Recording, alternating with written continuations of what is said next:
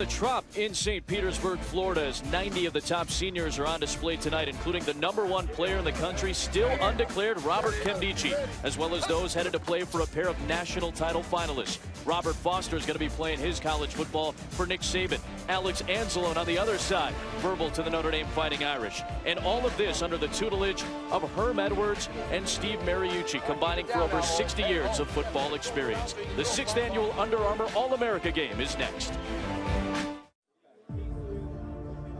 Every story has a beginning, a foundation, setting the stage for things to come. What a beautiful catch by Julio Jones. Here, potential becomes a reality. That's I nearly had that one. This could be a Heisman moment for this young man. And the first glimpses of greatness can be seen. Coming from behind is Clowney. What a hit! Clowney just says, I'll take care of business right here. Tonight, we start fresh. Nkemdiche is there to recover it. A new class takes the field. And a quick burst through the hole, trying to work to the outside. This is the #1 running back in the nation. The potential unlimited. The possibilities endless. Tonight, the stars of tomorrow begin their journey towards greatness.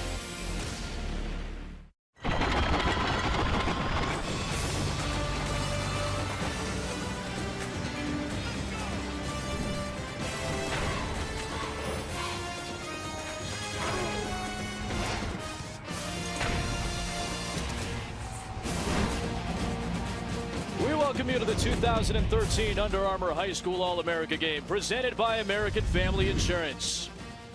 We are at Tropicana Field in St. Petersburg, Florida. That's Team Highlight. Team Black, led by Herm Edwards, and Team White, that's Team Nitro. They're led by Steve Mariucci. They man it down on the sidelines tonight for the All-America game, and we man it up here in the booth, along with the Director of National Recruiting, Tom Luganbill, Adam Amin, Dari Noka in a moment as well. We've had all week with these players, with these coaches. It's been a blast here in the state of Florida. What are you expecting from all these future college stars? Well, this is the 6th year of the event now, Adam, and I'm expecting execution, a display of tremendous athleticism.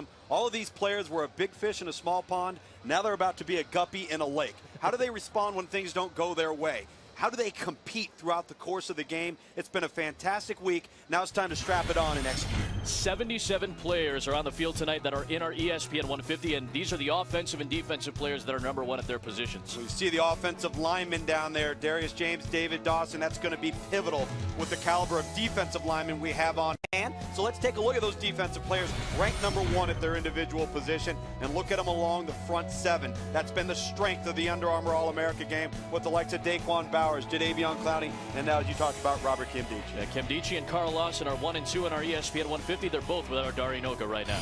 Yeah, you got it, guys. Robert Nkemdiche, Carl Lawson, you said it, numbers 1 and 2, both play defensive end.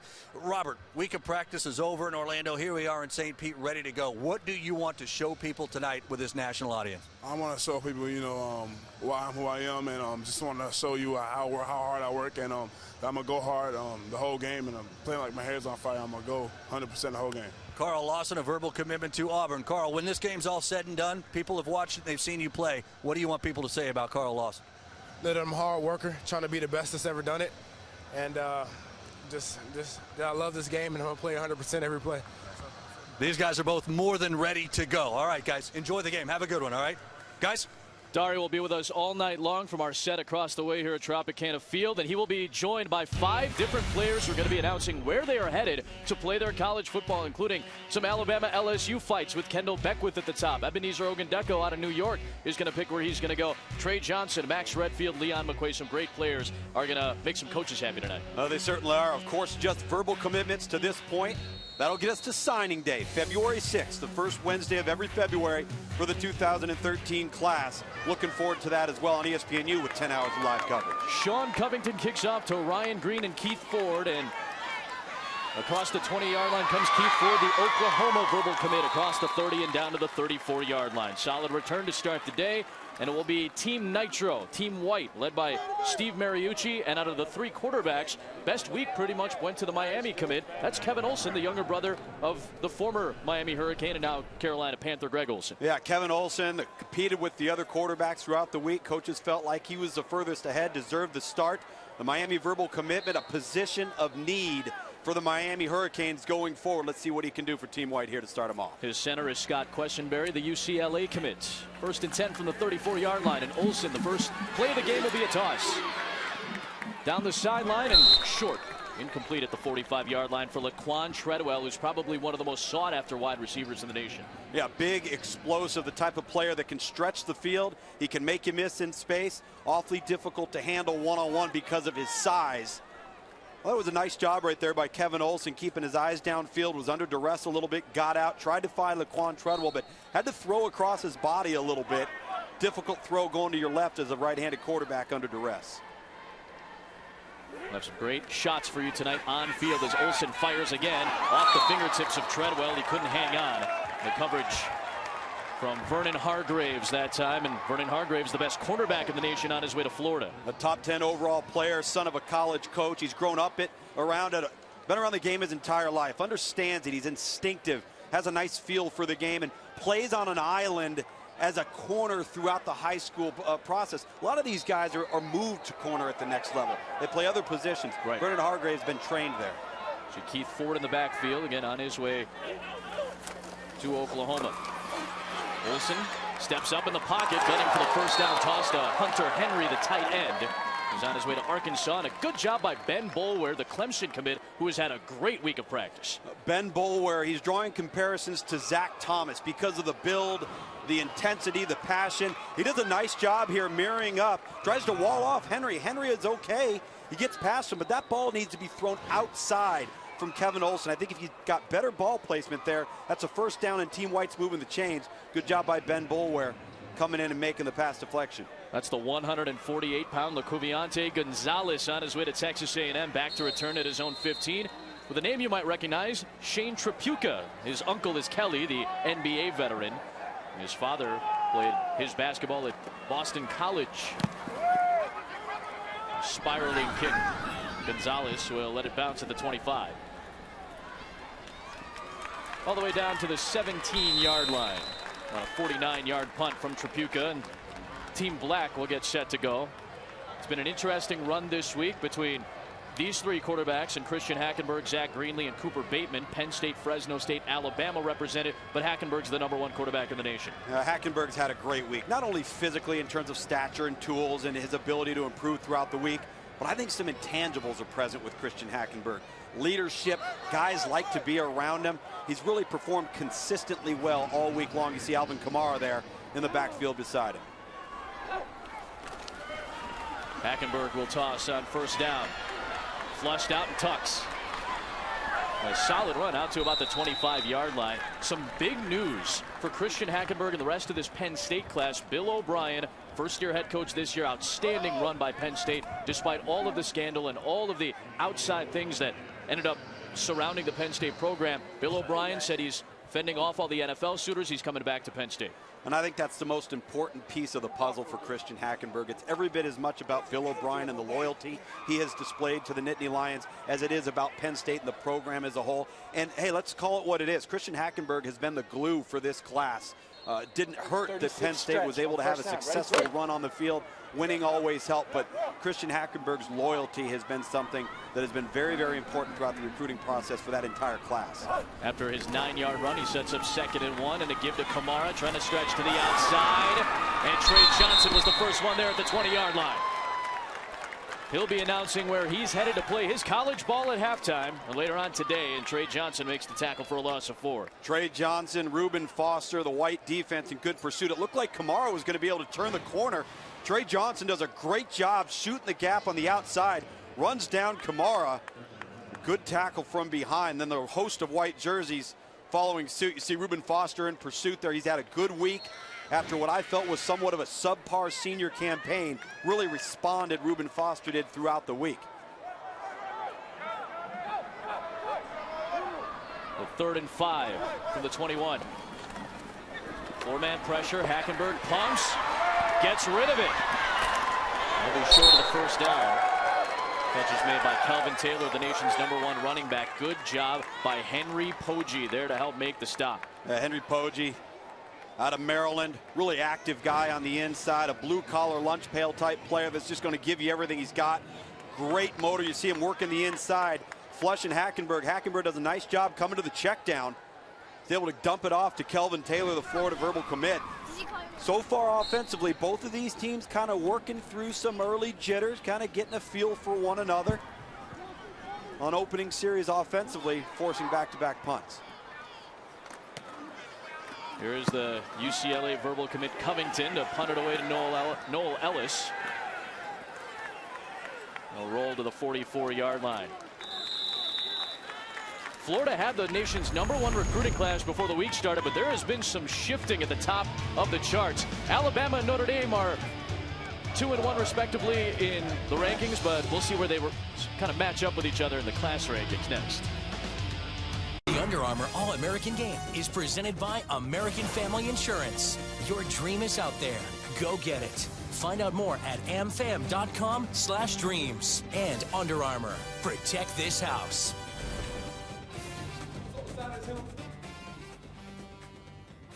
You leave here, when you go to college, if you play pro football, I'm going to tell you what's bigger than every All-American in here. The logo on the side of the helmet, man. The logo on the side of the helmet. Don't think you're bigger than that logo. Because you're not. Herm Edwards, former head coach for the Kansas City Chiefs. Obviously 30-plus years of experience behind him. Most of that in the NFL, about 28 years of that experience in the NFL. Spent some time at San Jose State as well as a defensive assistant. Obviously the New York Jets head coach in the early 2000s. This has been a great week for these guys working with Herm and Steve Mariucci. Well, and he's great with the kids, as is Coach Mariucci. Great instruction throughout the week, and they have a lot of fun with them. And then the high school coaches involved. Clinic with our NFL coaches throughout the week. Everybody wins. It's a fantastic week. Give to Ty Isaac, the USC commit. Not much there. Back to the line of scrimmage. Of course, we're just a couple of nights away. Monday night in South Beach, after more than a month of waiting for these two teams, the Discover BCS National Championship. #1 Notre Dame undefeated. #2 Alabama at 12-1. Irish looking for their first title since '88. Crimson Tide trying to make it 3 in 4 years.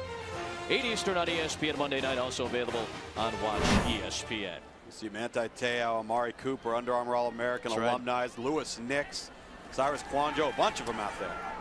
Through the screen out wide. This is Sebastian LaRue, who decommitted from USC earlier in the week. That contributed to the shifting in the top 10 of our recruiting classes this week, just in the last 3 days. And now with Florida losing a commit earlier in the week and having some shifting, they moved down to #3. And now, sure enough, Bama and Notre Dame right at the top. We see some shifting here. Of course, obviously, everything looks great on paper. As a fan, you want to know what's going on with your class. The reality is a class will be reflected accurately at least 2 to 3 years down the road from right now. But you see the usual suspects up in there doing a nice job. Winning on the field has paid huge dividends, obviously, for Notre Dame, and they continue to make strides, getting ready to play for the national championship on Monday night versus Alabama.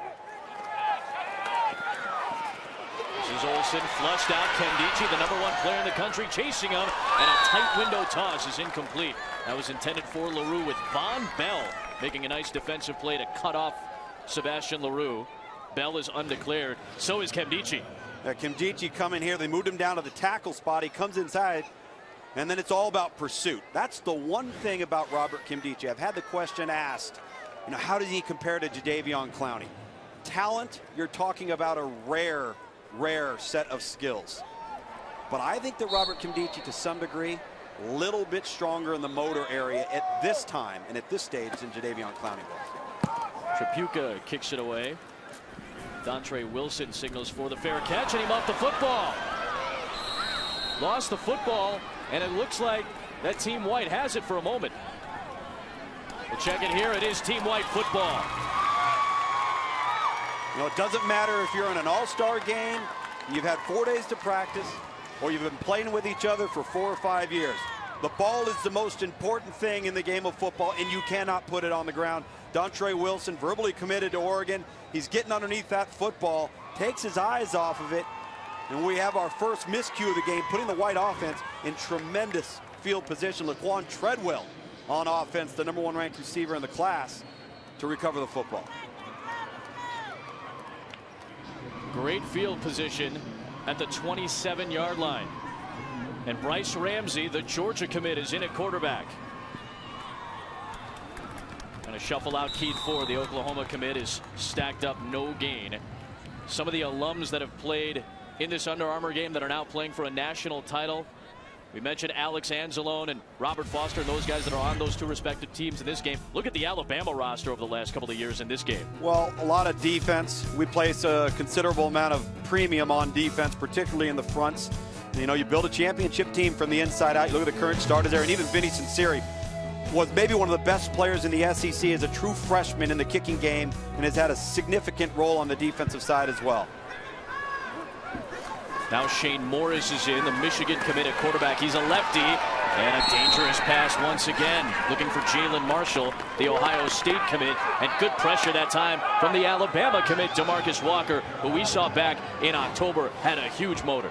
Yeah, Bryce Ramsey does a good job. Excuse me, Shane Morris does a good job here of getting the ball out of his hands, but DeMarcus Walker, a guy that's rotated at tackle, defensive end, verbally committed to Alabama, he may be one of those guys that could be a Marcel Darius type in the sense that if he's in a three-man front, he could play at the nose spot or he can play on the end as a 5 technique, and then in a 4-man front moves right down into the tackle spot. He's been a very active player throughout the week.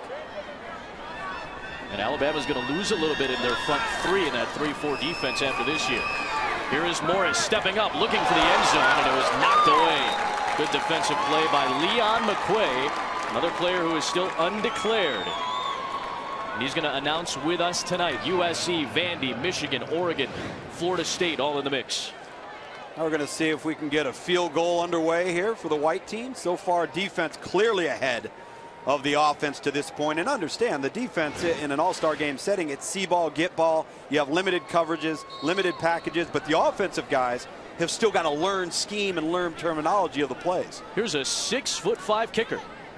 Have you seen that before? Not often. Not often. This is a big boy. Ryan Santoso with Tripucka handling the low hold. This guy's got a leg on him, and he had the distance but missed it wide to the right. Santoso with a good effort that time. A former goalkeeper in soccer. The first time he ever stepped on a football field, he had a 60-yarder. He's pretty comfortable from here. Just pushed it wide to the right. We are scoreless, nearly 10 minutes in the first. In Louisiana. Stay tuned, so I'm going to let you know when I'm going to college.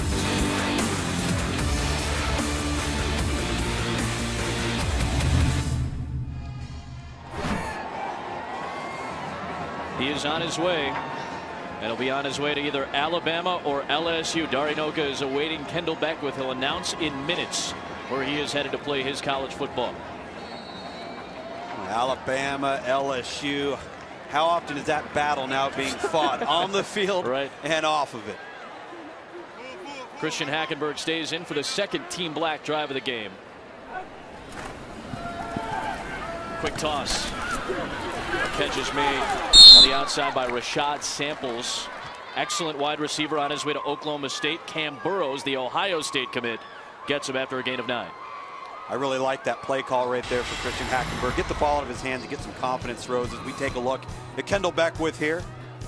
A really good athlete. Understand, this is a player that will likely end up as a defensive end at the next level, but was playing as a shotgun wildcat quarterback. That's how agile and athletic he was at the high school level. So really needs to hone his skills at his college position. 2nd and 1, and Kelvin Taylor gets blown up by Tim Williams. Undeclared out of Baton Rouge, Louisiana, one of the top 3 defensive ends in the nation. Yeah, great talent in the state of Louisiana. Great defensive line talent year in, year out. Comes off the edge right there. They don't block him. I think it's a bust by the offensive tackle up front. Darius James, he comes onto the second level to block the linebacker and passes up color right in front of his eyes as we look at Tim Williams. Still slight of build. He's going to get in a college weight room, really bulk up, an explosive first step, good with his hands, and great sideline to sideline speed and range. 3rd and 2 for Hackenberg and Team Black. Pressure coming, and he gets thrown down. The ball comes out loose. Recovered, though, as Chris Jones, who has made a huge name for himself this week, on his way to play for Dan Mullen at Mississippi State. He comes up with a sack. There is nobody that hasn't been impressed by this 6'7" defensive lineman. Yeah, Carl Lawson's been talking about this guy all week, and he does a great job with an inside move, and Christian Hackenberg has got to get rid of the football. You cannot hold on to the football with the caliber of defensive talent up front and the time that the offensive line has to prepare in a week like this. Mississippi State verbal commitment. Chris Jones having his first sack of the game. Sean Covington to punt it away.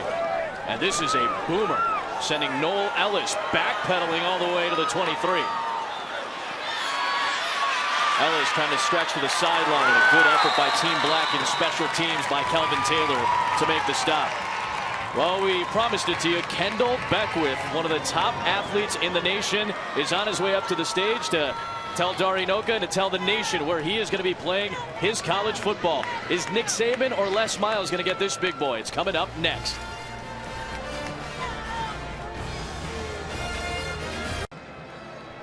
Welcome back to Tropicana Field here, Dari Noka, as we are ready for our first American Family Insurance announcement. For that, we have one of the top players in the country, number 19 overall in the ESPN 150, phenomenal athlete. You've heard the guys talk about him, Kendall Beckwith out of Jackson, Louisiana. He's got a couple of very good choices. We'll tell you those in a minute. I'm here with his parents, Wendell Beckwith over here and Yolanda Beckwith here. What has been, Mom, what has been the most difficult or interesting part of this entire process here?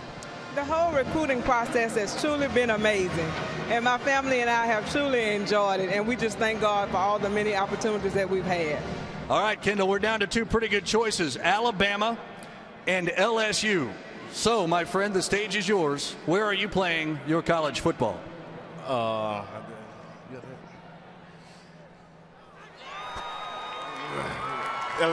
Louisiana State University.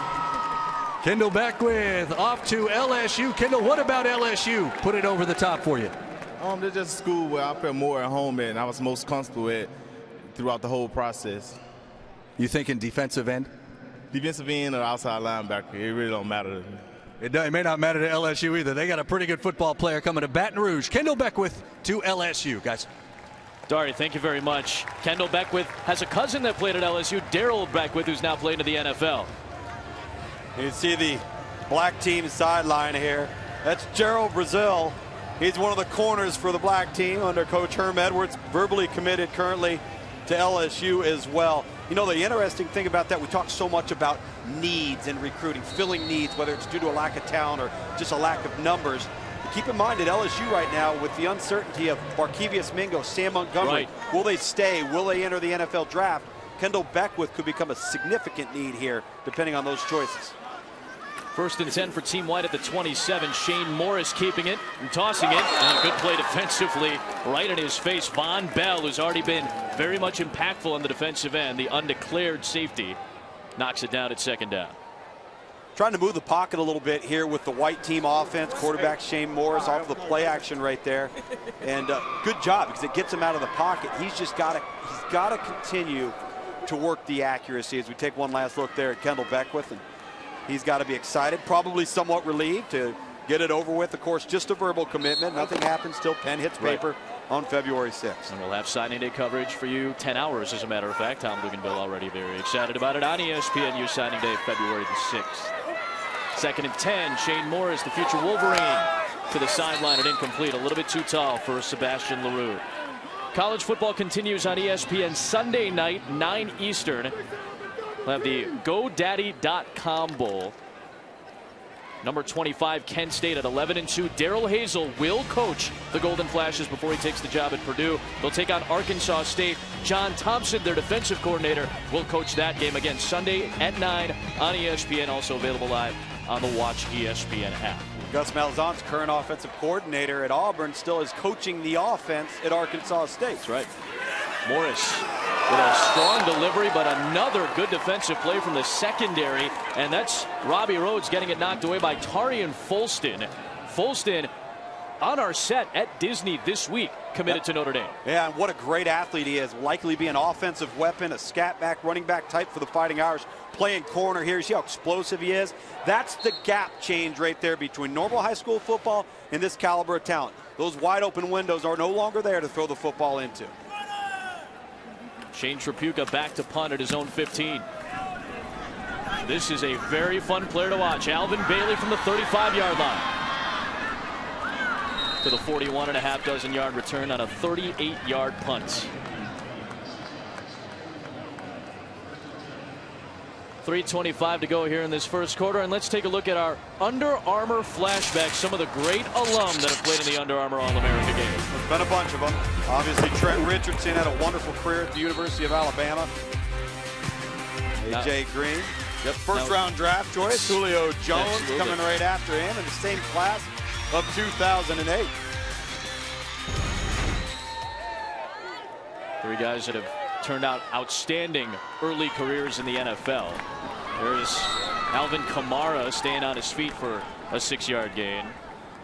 First-round picks that have played in this Under Armour All-America game over the last 3 years. Trent Richardson, we mentioned. Stephen Gilmore, kind of an under-the-radar name. A.J. Green, Julio Jones, two of the best wide receivers in the NFL right now. Yeah, and plenty more to come, you know, with the likes of Lewis Nix one day, potentially, Manti Te'o, of course, Jadeveon Clowney. Maybe the number one overall, yeah. He could maybe be the number 1 overall pick in this year's draft if he was eligible to enter. Kamara, the deep back, gets the carry on 2nd and 4, and he's got space along the sideline. Into open field and inside the 25. Priest Willis finally catches up to him, but a run of 28 yards and the first down of this game. Little surprised there wasn't a penalty flag. Maybe timed up the snap, Joey Bosa on the backside, but watch what Alvin Kamara does right here. Switches the ball into his left hand. I love that. You've got trouble coming from the inside. You've got the awareness and the instincts to get that ball on the outside. Protect it again. I go back to ball security. It's the essence of the game. So now all of a sudden the black team's moving, settling down a little bit, have a couple of run plays behind them. So an excellent block that time by O.J. Howard, the big tight end out of Prattville, Alabama, verbally committed to the Crimson Tide. Kamara still undeclared. Bama and Georgia are the front runners. 1st and 10 at the 25. Hackenberg steps up. And a good catch by Robert Foster. Speaking of Alabama, steps out at the 7. An 18-yard pass play, beating Noel Ellis. Well, I like this pocket movement. Christian Hackenberg, he's in the pocket. He's looking to the single receiver side, which is Robert Foster, as you said, the Alabama verbal commitment. But he feels pressure, so he just keeps his eyes downfield, steps up subtly, and throws a dart on a rope. You're going to see Robert Foster stretching, and now he's going to come back on the comeback to the quarterback, to the sideline. That's a great adjustment by Robert Foster. Seeing his quarterback in trouble, bends the ball back to the sideline. Very well executed. A Pittsburgh native who actually had to choose between Pittsburgh and Alabama said Alabama's the bigger challenge. Hackenberg's 3 for 3. He's gunning for the end zone in his first incompletion. He was looking for O.J. Howard, and no shock when you're looking for O.J. Howard in the red zone, because that is one of the biggest bodies for a tight end that you'll see. Good pressure from Bosa there. Yeah, Joey Bosa, the Ohio State verbal commitment. Been playing some tackle, playing some defensive end throughout the week here. But you're right, O.J. Howard, just a monster target. And that's a position for Alabama that I think is a need position to have a weapon at the tight end position. And if you are Ohio State and you are Urban Meyer, you know, and he knows, that you've got to continue to build up that interior on both sides of the line of scrimmage. That's how he won national championships at Florida, and he knows that's how he's got to build the team to have a chance to do it at Ohio State. Trying to get the first points of the game. Hackenberg on 2nd and goal from the 7. A little too tall out of the back of the end zone. Howard was the closest man to it. A lot of these receivers, the biggest adjustment that they're finding is getting off of press coverage. Having to work through getting bumped and jammed around out there, being able to stay on your route, explode out of breaks, because you're no longer the bigger, faster player. Right. Now all of a sudden, the talent has been equated across the board, so you've got to have a little something extra, whether that's some type of shape, the ability to attack alignment, eat cushion, all the little nuances that these players, as they move to the next level, they're going to start to learn, because they got to have a plan. It's not just about athleticism. They had a chance to work with Riddell Johnson. Riddell Anthony, my apologies, who played for Steve Spurrier at Florida. Great wide receiver, part of a really good wide receiver core during those national title runs. Play fake on 3rd and goal, and that was deflected near the goal line. Again, looking for O.J. Howard 3 times in the red zone, but a nice, strong defensive hold by Team White, and they'll force a field goal try. And he had O.J. Howard open, but look at number 2, Reuben Foster, steps up because he thinks it's run, gets back, and then gets his hand on the football. That's just good awareness from Reuben Foster. Sucks up just a tad bit when he thinks it's going to be a run. Hackenberg thinks he's got it. And again, as we saw with Shane Morris, seeing with these black team quarterbacks, all of a sudden it's more difficult to throw those balls into tighter windows. Nearly a quarter through, we've got our first point. It's a 25-yard field goal from Sean Covington. The St. Pete native is headed to UCLA. You said Reuben Foster had a rough senior campaign, and you said that about a lot of guys. They will cruise through their senior year because they know they've got a big commitment coming up. Foster, to his credit, has had a great week of practice. Absolutely. Like I've said about these guys, it's like having 90 Spider-Mans. With Spider-Man, you love your superheroes. I do. Well, hey, listen, with great power comes great responsibility. So if you've garnered interest like a Reuben Foster has, you've gotten those scholarship offers because you've shown as a freshman, sophomore, junior that you're a great player, then you've got to own up to that. And that expectation level has to be met as a senior. And I think Reuben Foster, he knows he didn't meet it, and it was important for him to come down here and prove his worth this week. Now, Foster was originally committed to Auburn. He decommitted after the coaching change. A look at our Under Armour scouting report for Reuben Foster. You know, the lax hip flexibility in the pass coverage, I think that's where his range is a little bit limited. He's a between the tackles, up the field thumper that's an outstanding tackler, and he will lay the hat on you. He's going to continue to get more well-rounded with his game. He showed up here at the Under Armour game week and had lost some weight, was in better shape than he was as a senior, so it looks like he's starting to turn some things around. This is Sebastian Leroux with the one on his chest from the 1-yard line. Finds an alley. If he can switch fields, he's got space. There's going to be a penalty marker coming in. I think a face mask penalty across the 35. Finally brought down by Kennedy Tulimasiali'i. Oh, nice. One of my favorite names of the week, the Hawaii native. Boy, has he been a pleasant surprise Absolutely. here this week. Wow, is he explosive from his nose tackle position. Great feet, low pad level, great leverage. 36-yard return for Leroux. Norm Chow's getting a great one there, keeping him at home. Face mask, defense, 15 yards, first down, one untimed down before change of quarters. Most of our officials actually do work college football, by the way. There's the penalty. You saw it against Greg Gilmore, the LSU commit, before Tulimasiali'i took him down. Let's go, Come on, baby. Lou. Come on, baby. Let's go, baby. Come on, baby. Face mask. Face mask. All right, we're going to get a face mask. Let's put something together. Calling out referees just like in the NFL, Mooch. Absolutely. See Deion Sanders standing there right behind him. So from the 48-yard line in Team Black territory, a penalty for a false start will send it back into Team White territory. Prior to the snap, false start. Offense, 5 yards, still first down. I think number one wearing a black jersey might be getting people just a little bit antsy and nervous. And what they're starting to do now with Robert Kimdichie, number one ranked overall player in the country, is move him around. So he's either at end or he's at tackle. Did the same thing with Florida's Dominic Easley a few years back, really creating some havoc.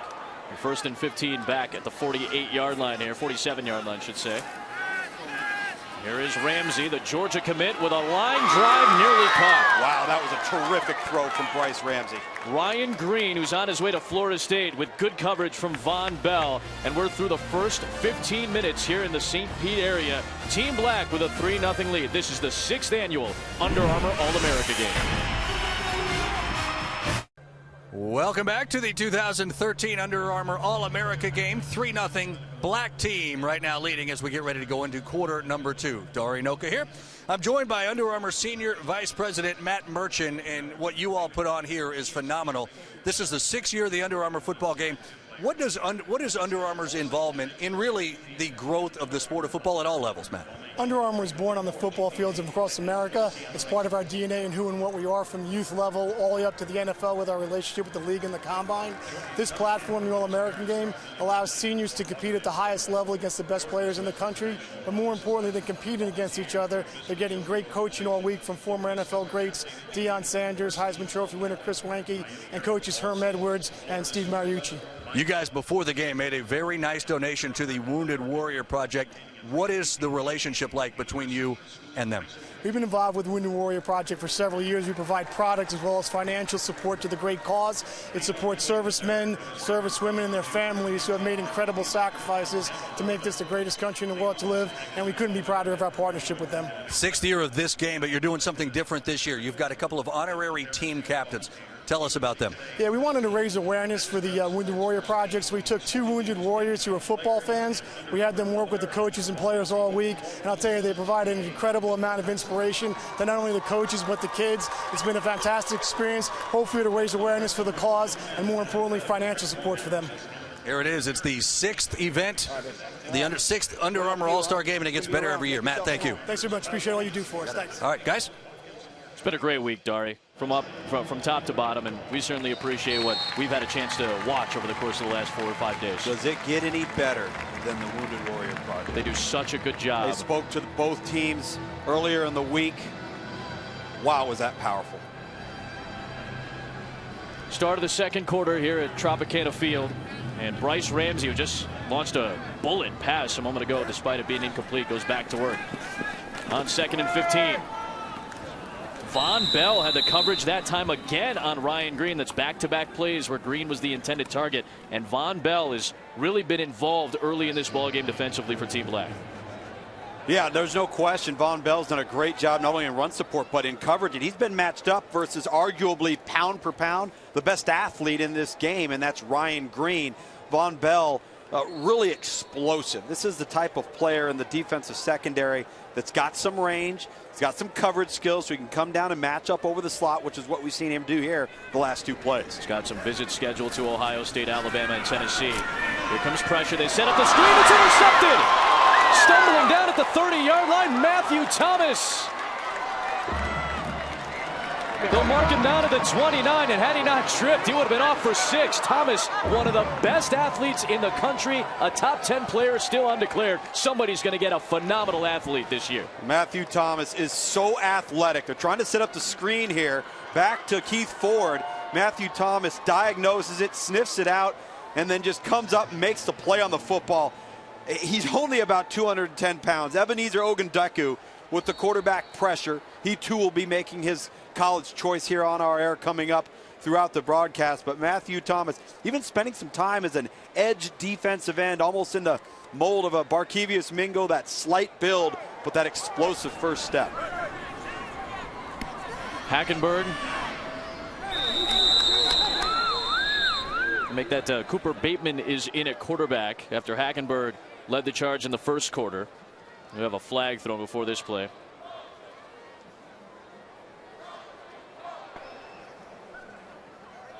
Prior to the snap infraction, offense, 5-yard penalty, still first down. Going to get our first opportunity now to see Cooper Bateman in at quarterback for the black team, the Alabama verbal commitment out of Salt Lake City, Utah, and Cottonwood High School. We talked about leadership skills earlier in the week. I think that's the one thing, as you talked with Chris Wenke, Heisman Trophy winner, and Herm Edwards. Both of them mentioned that when they talked about Cooper Bateman.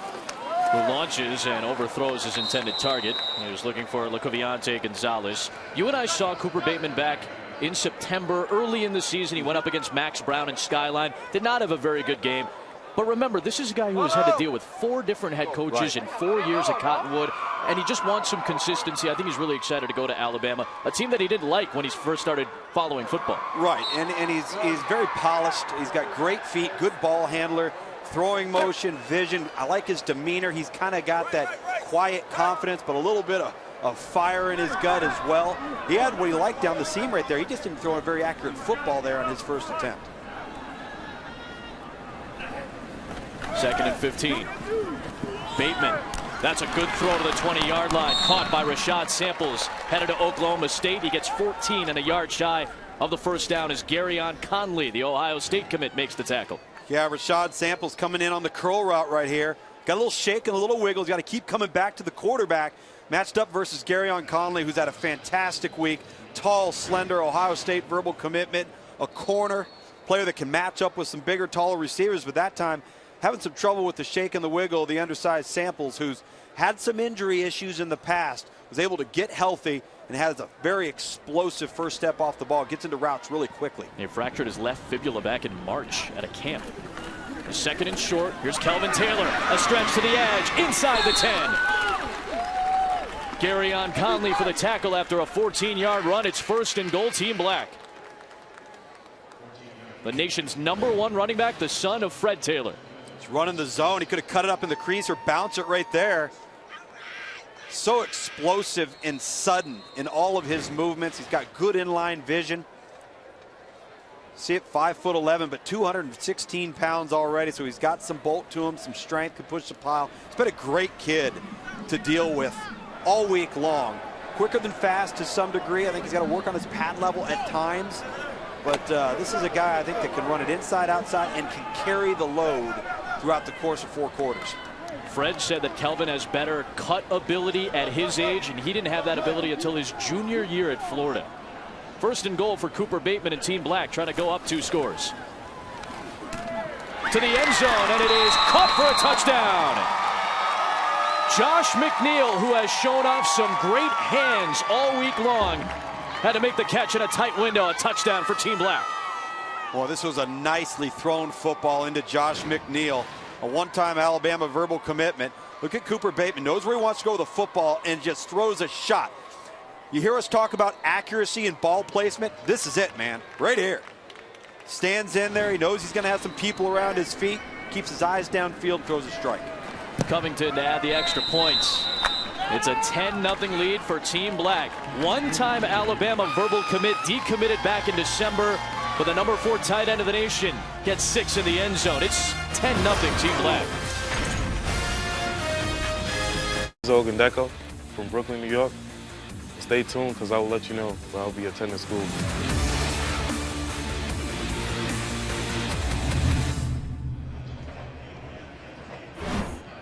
Clemson, Syracuse, Florida State, all in the mix. Could stay at home to play for the Orange. That would be a big get in Syracuse's recruiting line. A 10-0 lead for his team, Team Black, 3 minutes into the second. That would be huge for Doug Marrone, and keep an in-state guy of his caliber, that type of weapon along the defensive front. I'm not so sure he's not a jack linebacker type out of a 3-man front. Sure.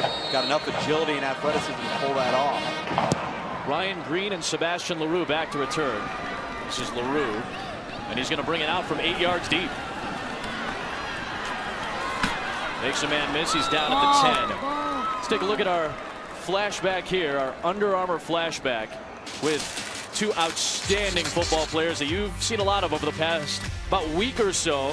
Julio Jones is going to be playing in the playoffs coming up next week. Atlanta with the #1 seed in the NFC. They've got the bye. And everybody is talking about this in college football over the last 5 days. Whoa. I think the part of it that I'm most impressed with is him picking up the ball with his left hand and then just getting up and running with it like it was no big deal. Unbelievable. One of that, you're going to see that for the next 24 months every time Jadeveon Clowney's name is even mentioned. Ty Isaac is the back, Bryce Ramsey the quarterback, and Isaac on his way to USC out of Joliet, Illinois.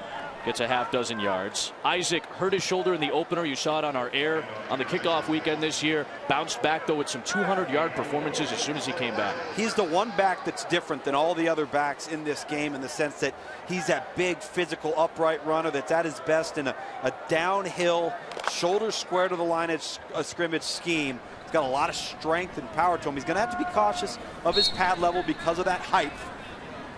But he certainly has some shiftiness to him given his size. Ramsey sets up and takes a shot downfield. It's caught at the 40 by Jalen Marshall. Oh, the Ohio State verbal commitment, a Wildcat quarterback at the high school level. Coaches have been raving about Jalen Marshall and his quickness for 44 yards.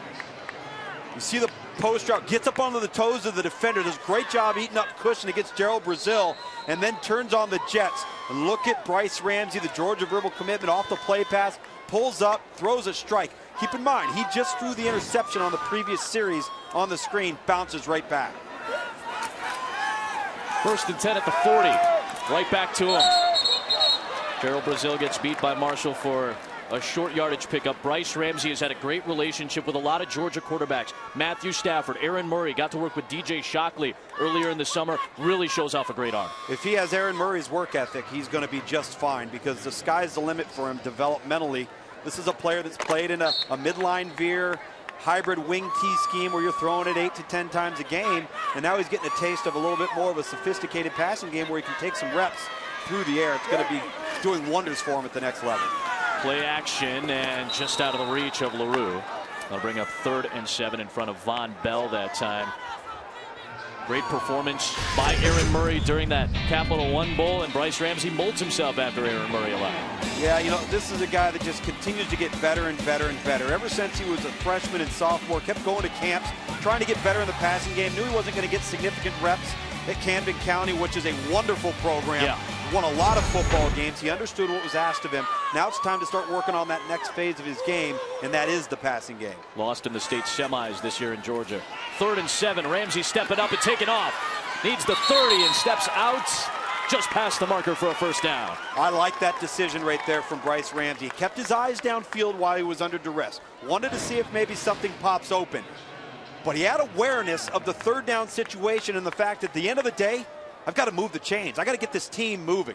So what do you do to contend with a pass rusher like Robert Kendichi? You double him. You chip him with the back.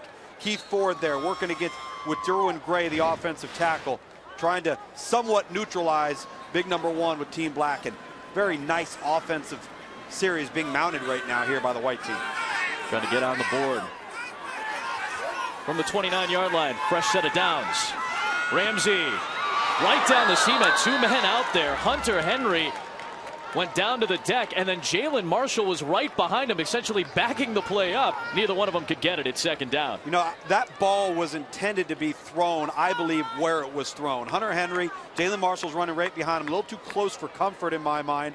But I think that Bryce Ramsey wanted to throw that seam ball to the back shoulder there from a tight end perspective. And I think Hunter Henry's capable of catching that football, exhibited the ability to do so throughout the week. He'd like to have that opportunity back. Henry on his way to Arkansas, named one of the team captains this week. And Marshall, as we've talked about, to Ohio State. 2nd and 10. Play fake to Isaac, stepping back Treadwell. And a good open field tackle by Vernon Hargraves. You said it. He is a true cornerback. Not a guy who shifted positions. He knows how to tackle in the open field. He can tackle. He plays run support. He's heady and smart. I think the most important trait that he has is he has a short memory. Because if you're going to play the cornerback position, you're going to get some shots thrown on you. You're going to give up some plays. You better forget about that one and move on to the next one. Exhibiting some excellent tackling skills against Laquan Treadwell on the perimeter that time. And some solid showboating at the end of it with that. We're at Tropicana Field. We went to straightaway center on that, going 404. Another 3rd and 8 here coming up for Bryce Ramsey and the white team. And Isaac to his left. Off the edge, the pressure came. He got away from DeMarcus Walker. And just a little bit too tall for Ryan Green out of the backfield. It's 4th down. Well, that would have been a spectacular grab from Ryan Green. And again, Bryce Ramsey doing a nice job evading, getting out of the pocket. But the problem is, unlike at the high school level when you did this, somebody could probably come open. At this level now, guys are blanketing you. You see Von Bell, we've talked about him so much already tonight. Ball just a little high and over the outstretched fingers of Ryan Green, the Florida State verbal commitment. Ryan Santoso missed from 44 wide, but he had a lot of the distance on it. And he'll try from between the hashes here. First a timeout. Timeout. Nitro. First charge timeout.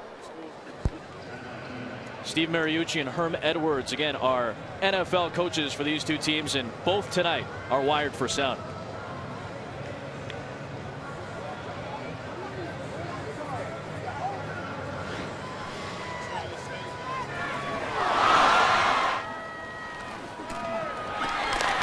Defense, see what happened to you when you take the ball away? We scored a touchdown. What you were scared of it, you didn't want it. You ain't gonna do your deal like that, huh? You was thinking, I'm gonna do my dance. That's the way to catch the ball, baby. A guy who just relates so well to just about any level of player he coaches, high school, college, NFL. He relates so well to they people. Can't fake. Coaching football is coaching football. And whether it's at the high school level, collegiate level, professional level, he loves to be around young people. High snap handled well by Tripucka, and Santoso buries a 44-yard field goal. We just saw what the defense can do for Team Black a moment ago. That interception from Matthew Thomas. He's undeclared, and so is Ebenezer Ogundeko is going to tell you where he's playing college football next.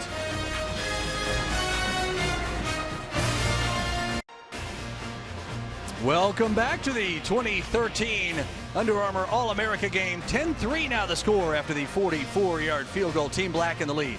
Speaking of Team Black, time for an Under Armour announcement. Dari Noka here as I'm joined by star defensive end out of Brooklyn, New York, Ebenezer Ogundeko. Joining him, well, we've got mom and we've got aunt. His mom right here, Bernice Ogundeko, and his aunt, and I'm going to give this my best shot. We've been working at it.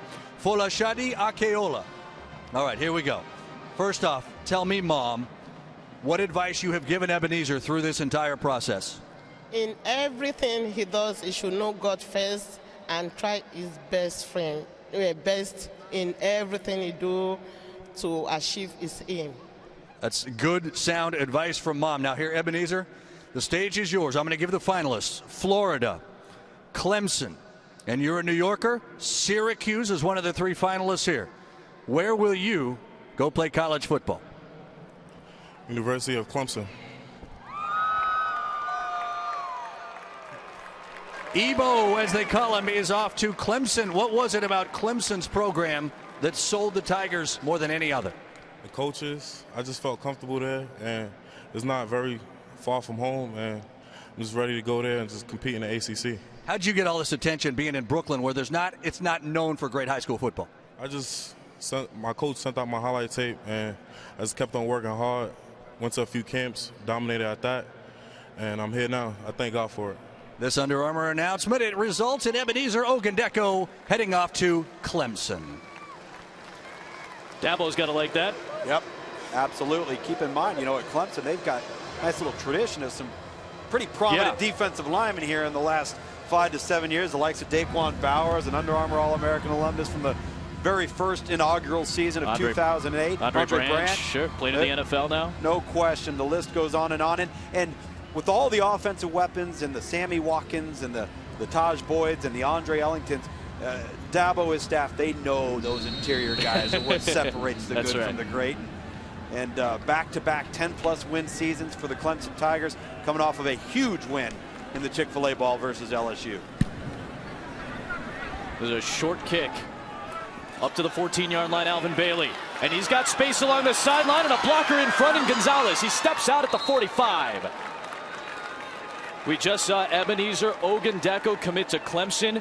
One of the guys who is right in the thick of the Team Black defense, right in the middle, playing the Mike linebacker, Ben Boulware from Anderson, South Carolina. He's got a teammate coming to Clemson with him. Well, he's got to be excited. Again, front 7 players for the Clemson Tigers. Can never have too many of those guys. And we'll get an opportunity to see if the white team, getting some momentum that last series on offense, can put a stop to Cooper Bateman, who just got so hot. The Alabama verbal commitment was so hot in that last drive for the black team. They mark him out, Bailey, at the 44-yard line. Alvin Kamara is the back for Cooper Bateman, who connected with McNeil for a touchdown. That's a wide snap, reaching out with his left hand to try to get it. Does the white team have it? Back at the 37-yard line, could be great field position, and they do. Team White comes up with a takeaway, and Henry Poggi comes out with it. Now each team now has a turnover. One from Team Black before. Fortunately, defense was able to hold, and now they're going to have to hold again. Cooper Bateman not able to secure the snap.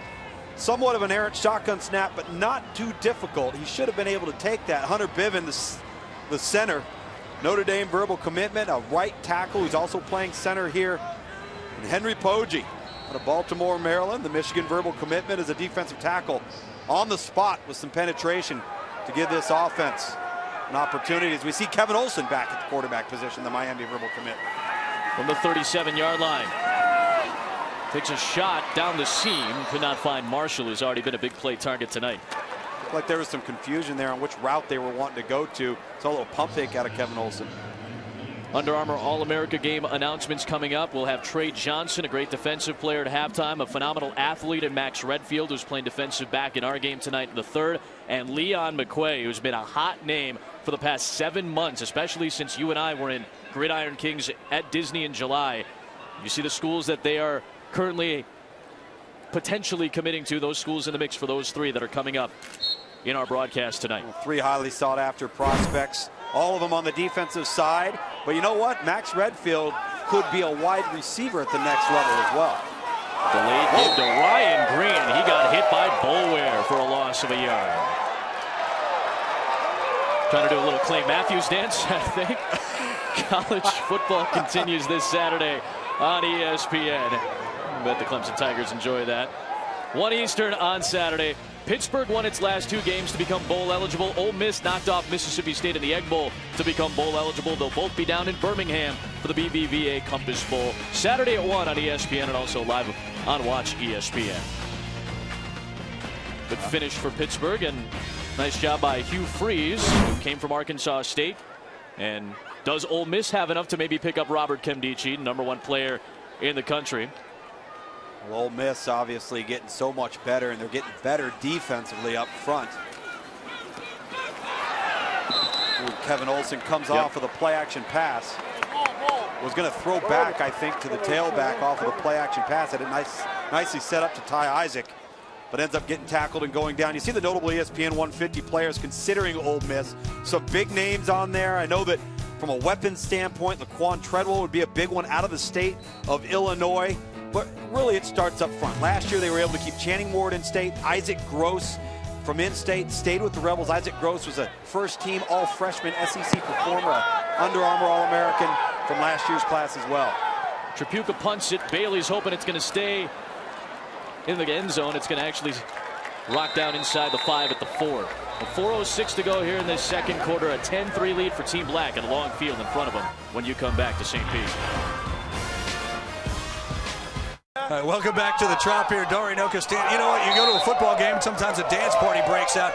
Clemson commit Ben Boulware just busted one out after that stick. What in the world was that, Ben? That was from my brother, Garrett. If you're watching right now, you know what I'm talking about, the Clay Matthews dance? That was for Garrett right there. Ebenezer Ogundeko a minute ago. He just committed to Clemson. You guys will be teammates. What'd you think of that? I'm real excited for that because he's a great player. So it'll be a good next 4 years for us. You're playing a heck of a game so far. Go finish it up, all right? Thank you. There he is, Ben Boulware, guys. He has been really exciting to watch. Named one of the captains of his defense for Team Black. Understandably so.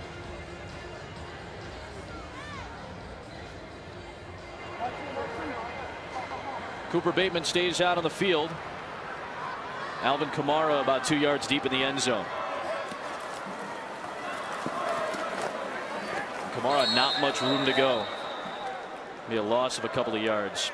More than 1,000 family members and friends joined the Under Armour All-Americans last night at Disney's Yacht and Beach Club Convention Center for the 3rd annual jersey presentation. Tom Luganville hosted the festivities, of course joined by the head coaches Herm Edwards and Steve Mariucci, who gave the keynote speech. The evening concluded with each student athlete receiving his Under Armour All-America game jersey. It's got to be a proud moment for the parents, for the families, and for these kids. It's a wonderful event. And the families and parents deserve a lot of credit for what they've done, raising these young men to become what they've become so far and preparing for the future. 2nd and 12. Bateman to Kamara to the edge. And look at the speed for a first down. Out to the 15-yard line, and Kendall Beckwith finally caught up to Kamara, who is still undeclared. Bama and Georgia, we said it, the front runners. And Robert Foster gives a nice block from his receiver position, coming right at you as Kamara bounces to the edge. I know Robert Foster sure would like to get Alvin Kamara to join him at the University of Alabama. Kamara, I think, one of a group of backs in the 6 years, the best group of tailbacks we have had. If these guys do the right things off the field and in the classroom, they could have special futures in the game of football. 1st and 10. Quick toss to the sideline for Foster, who curls back inside to the 24. It's a gain of 9. Again, a couple of future Crimson Tide teaming up, getting close to the marker. Kelsey Griffin, the South Carolina commit, on the stop.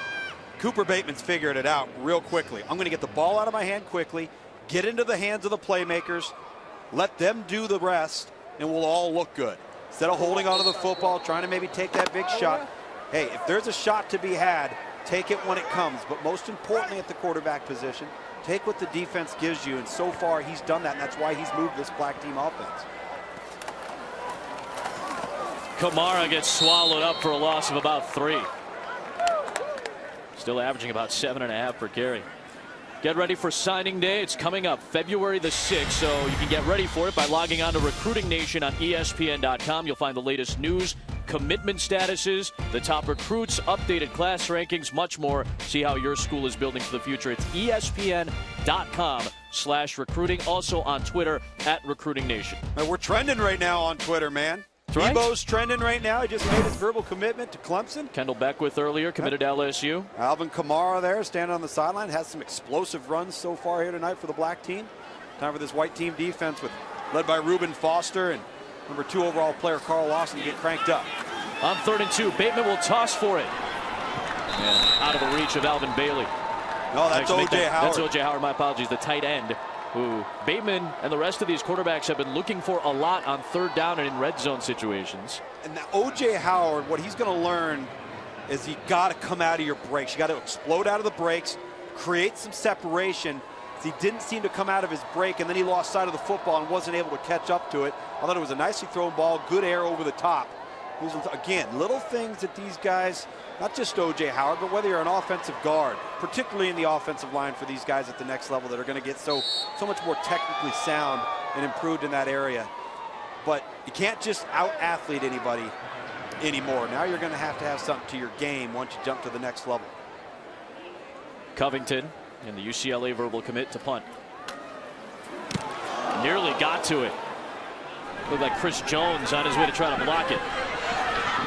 Sebastian LaRue weaving for about a 15-yard return. The Team Black's defense is on its way back out, and that involves the #1 player in the country, Robert Nkemdiche. Again, Ole Miss, LSU seem to be the front runners. Oh, they're moving him. You see some penetration right there from the tackle position. And they start doubling a little bit, chipping with the back. You see right there with Keith Ford, Derwin Gray at the tackle spot. And you see that explosive first step. Run. He just plays with a great motor. He's running on 93 octane at all times. He's got strength, quickness, and he's been a great kid to work with all week long. Shane Morris now in the Michigan verbal commitment. The southpaw slings it to Foster, or Treadwell rather, my apologies, across the midfield marker. Not out of bounds near the 48. I said the Under Armour All-America participants that are ranked first at their positions. Vernon Hargraves, we've seen make a pass breakup, a great tackle in the open field. Nkemdiche moving them all around as a guard, or excuse me, as a defensive tackle and as an end. Matthew Thomas with an interception. Montravius Adams has been injured, won't take part in the game. And I think Reuben Foster has maybe reestablished himself this week. And I've been very, very impressed with how he's taken it upon himself to prove his worth. Offensively, Christian Hackenberg, first couple of series, moved the chains, had that nice throw to the sideline, completed it to Robert Foster. Laquan Treadwell starting to get some touches now on underneath routes.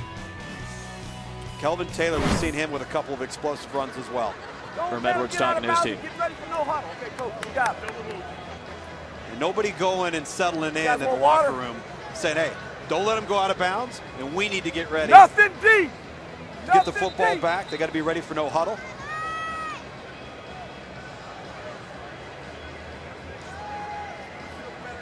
In this situation with Cat, or if you don't mind. I'm worried about the series. So, man. Yeah, let's go, man. Cat. Cat. When Herm Edwards says cat. Well, let's explain that. He's calling it cat coverage. And what cat coverage is you got that cat, and I got that cat, and he's got that cat. So he's afraid about the seams with the single high safety that you're going to see. He doesn't want to take one down the middle of the field. That one to Treadwell. Makes a man miss and steps out at the 32. See, again, take what the offense gives you. There you go, Shane Morris. Get into a rhythm, get into a groove. And then Laquan Treadwell, #1 ranked receiver in the class, has the wherewithal, presence of mind to get out of bounds, preserve that clock. We've seen a little bit of no huddle. Again, short week of practice, so can't get a lot of this work in. Delayed give to Keith Ford. Twisted down at the 30-yard line. Pick up 2 there. Alex Anzalone, the Notre Dame verbal commit, with the stop and a timeout used with 52 seconds remaining. Always fun to listen to a little bit more from Herm Edwards. We've had him mic'd all night long. He's wired for sound. Put the ball away. Put the ball away. Put the ball away. High and tight. Quick count. Quick. Go intercept the ball. Oh, intercept the ball. Intercept the ball. Tackling. Good.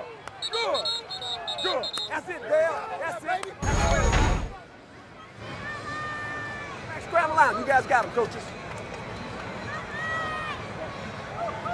See all these high school coaches. You see Herm Edwards there. We've got former NFL coordinators on the offensive side of the football, the defensive side of the football, and then high school head coaches from around the country coming in and coaching the respective positions here at the Under Armour All-America game. Coaches get to clinic with the NFL guys.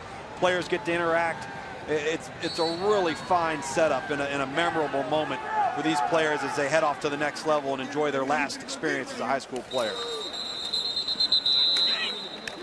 Flag comes flying in from the defensive backfield. A little movement here.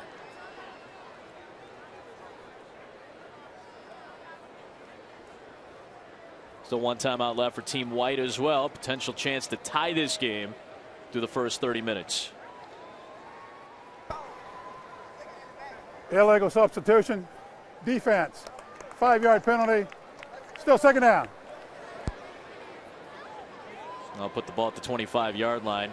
By the way, we didn't mention at the top, but it hasn't been very apparent. There are certain formations you cannot line up in. There are certain defensive sets you cannot perform. Yeah, really, to keep it fair. Really offensively, there's no motion, and you've got certain things in the blocking schemes you can't do. And then defensively, it's pretty basic. You just have a short week. You want to make sure that execution is at a premium as best as it can be. Morris to throw, looking for Treadwell and 6. Got it! No, he dropped it. Vernon Hargreaves with another great defensive play on the quad. Treadwell. How big has Vernon Hargreaves been? Will Muschamp's defense is going to love him. Oh, they're so excited at Florida to get Vernon Hargreaves. They've got some tall, athletic corners with the Gators already. You're going to add some more explosiveness, some savvy on the perimeter. And Treadwell does a great job going up to get this ball. And as he's coming down to the ground, look at Hargreaves get the hand in there at the last second and pull it out. It couldn't be any better than that. And Shane Morris knows he had one-on-one with a great matchup, and it was a terrific throw. Put it up to the tall guy, give him a chance. Great play by Vernon Hargreaves. 3rd and 3. Morris tucking it. He's going to have to make a cut, and he gets leveled by Matthew Thomas at the 25.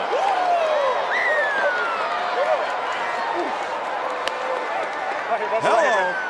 Take a listen.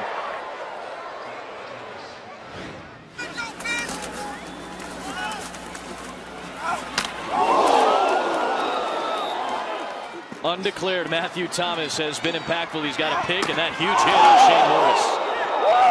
He is so active, so athletic. Again, we talked about putting his hand on the ground as a rush end in some situations.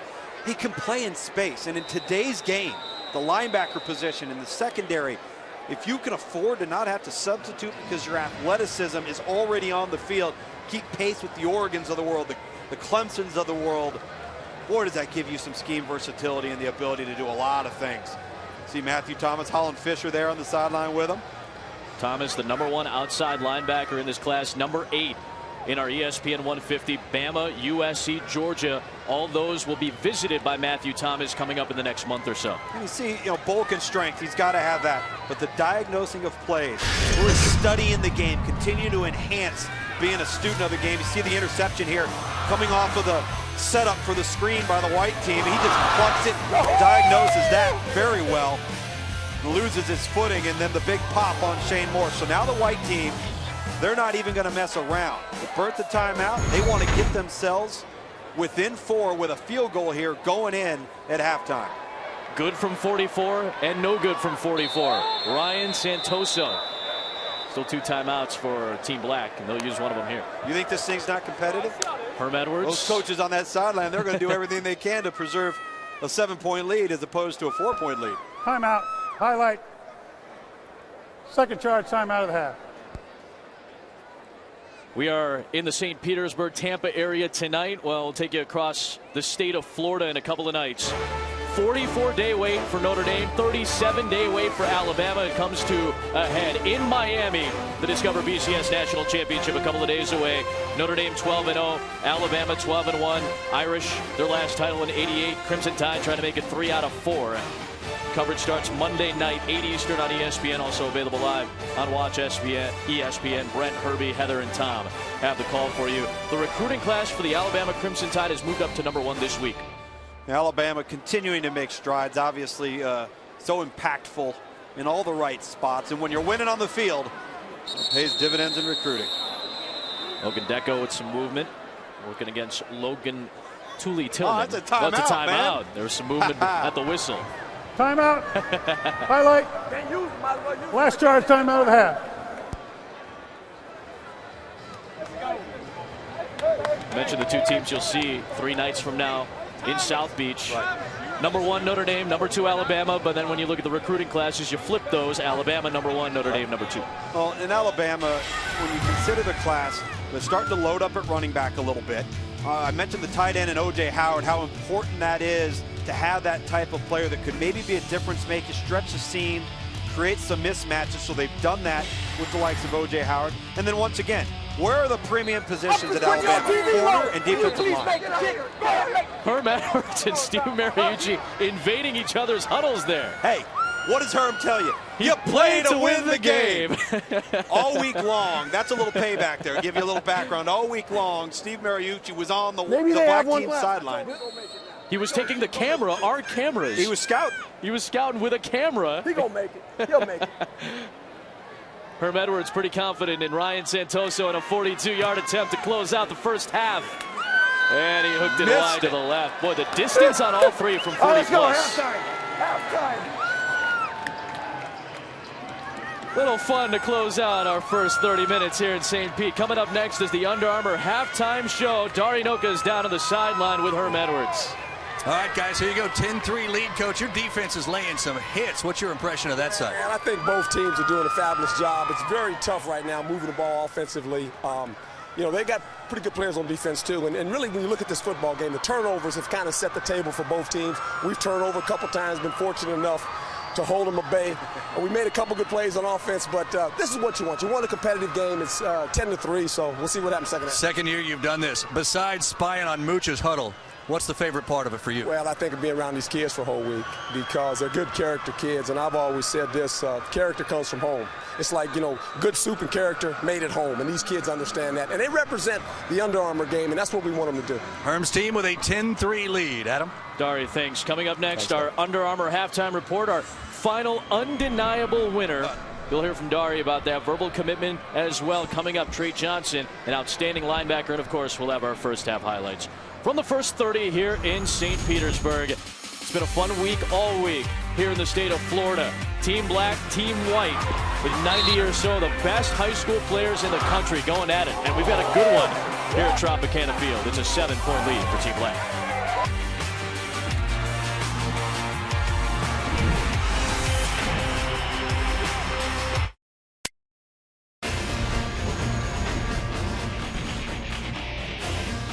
Tropicana Field, St. Petersburg, Florida, the site. Dari Noka with you here on the Under Armour halftime report. A championship will be earned on the field Saturday. North Dakota State taking on Sam Houston State. It is the Division I FCS championship game, a rematch of a game that the Bison of North Dakota State won a year ago. You can see it Saturday, 1 Eastern on ESPN2. It is time now for another Under Armour announcement. With me, the second-ranked inside linebacker in the nation, according to ESPN. He is Trey Johnson, Lawrenceville, Georgia, the hometown. And I've got Mom and I've got Dad with me. I've got Wilbur Johnson here, Shelly Johnson on the other side of Trey. I'll ask you, Dad. I know you've been really close through this recruiting process. What's the fatherly advice you've given Trey? First and foremost, to trust in God, focus on his education, make sure he gets a degree, and choose a school that he will be happy at, and that will offer him all those opportunities that he needs, the education and chance to excel on the football field. Trey, 4 big-time fan bases I know are tuned in, ready to watch us. Ohio State, Penn State, Florida, and Tennessee are the finalists. Go ahead and let us know where you'll play your college football. Next year I'll be attending the Ohio State.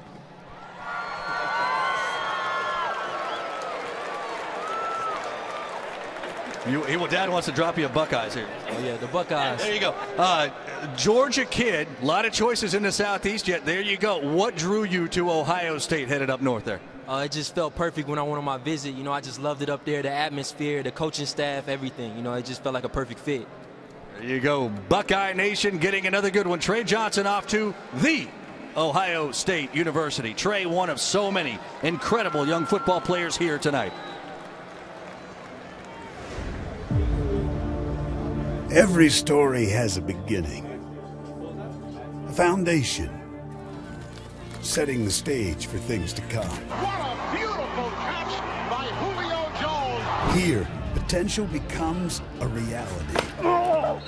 That's I nearly had that one. This could be a Heisman moment for this young man. And the first glimpses of greatness can be seen. Coming from behind is Clowney. What a hit! Clowney just says, I'll take care of business right here. Tonight, we start fresh. A new class takes the field. The potential unlimited. The possibilities endless. Tonight, the stars of tomorrow begin their journey towards greatness. On his way to Ohio State University, going to be playing for Urban Meyer and Mike Vrabel on that defense and Luke Fickell. They are very excited, I would imagine, right now in Columbus to get one of the top linebackers in the country in Trey Johnson verbally committed to Ohio State. Well, it's so important. As John Cooper used to say, the former Ohio State coach, put a fence around Ohio and recruit nationally. And it's important for Urban Meyer and that staff to continue to have those roots, those relationships in the southeast region of the country. Joey Bosa, we talked about, the defensive lineman out of St. Thomas Aquinas for the white team, a part of that Ohio State class, and now Trey Johnson from the linebacker position. A nice piece of the puzzle for the Buckeyes as they look to continue the trend of continuing to be undefeated. First half highlights, and it was a pretty exciting first 30 minutes. Bryce Ramsey to Jalen Marshall for 44. Jalen Marshall going up, another Ohio State Buckeye verbal commitment. And then Ramsey, just on the series before, tries to set up the screen. Matthew Thomas steps in front of it. And then Vernon Hargraves on the black team defensively. Shane Morris throws a wonderful pass here to the end zone to Laquan Treadwell. Looks like it's going to be a touchdown, but Hargraves pulls it out at the last second. A wonderful play from his corner position. And then Matthew Thomas once again puts the licking on Michigan verbal commit quarterback Shane Morris. Shane Morris had done a nice job getting that white team offense in scoring position within 2 minutes to end the second quarter, and then they miss a field goal to put them within 4. So we should have a pretty competitive final 2 quarters here of the 2013 game. Robert Nkemdiche has been double teamed a lot, the nation's #1 player, had a great week of practice and impressed a lot of his fellow All-American candidates. We've seen Kendall Beckwith commit to LSU. We saw Ebenezer Ogundeko commit to Clemson. It's been a great game, and then everything around the periphery, which again, I know it can be kind of a lot to take in for these kids, but man, they have really enjoyed it, it seems like, and we've had a great time covering the first 30. We've got a good second 30 minutes coming up. Hey, these kids, if they're worth their salt, they want to compete. They want to compete against the best. I think that's my favorite part of the week. And talking with Herm Edwards and Steve Mariucci, saying, hey, you know, how does so-and-so act when he gets whipped on a play? How does he respond when things aren't going well for him? All those little intangibles that are going to separate the good from the great, because at the next level, everybody's good. Herm Edwards and Steve Mariucci, their teams take the field for half number 2, and Santoso kicks it away. Alvin Kamara from about a yard deep. Surveys and sprints across the 20 and out to about the 27-yard line. We had a lot of fun with Herm and Mooch at the end of that first half with the field goal sequence. They were mic'd and wired for sound. Dude, you can't freeze a 280-pound I'm going to go tell him, will you please make this kick? Hey, let me tell you something. He's going to apologize. No, I'm just putting you on TV longer. Will you please make the kick? Go ahead and make the kick. Oh, I don't know if it was a psychological ploy or what.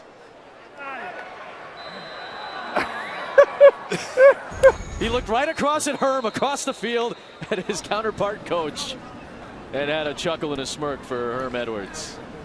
So we got a false start with a white team here to start it off. Part of the snap. Offsides, defense, 5-yard penalty, still first down. Offsides, excuse me. The black team offense, Team Black, coached by Herm Edwards, Team White, coached by Steve Mariucci.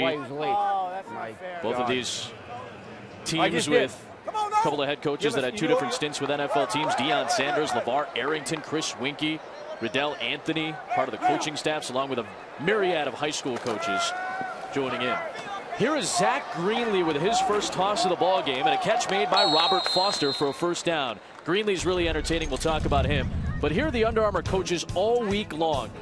This has got to be a phenomenal experience for a high school senior on his way to college, getting some advice and some tutelage from these types of coaches, these types of former players.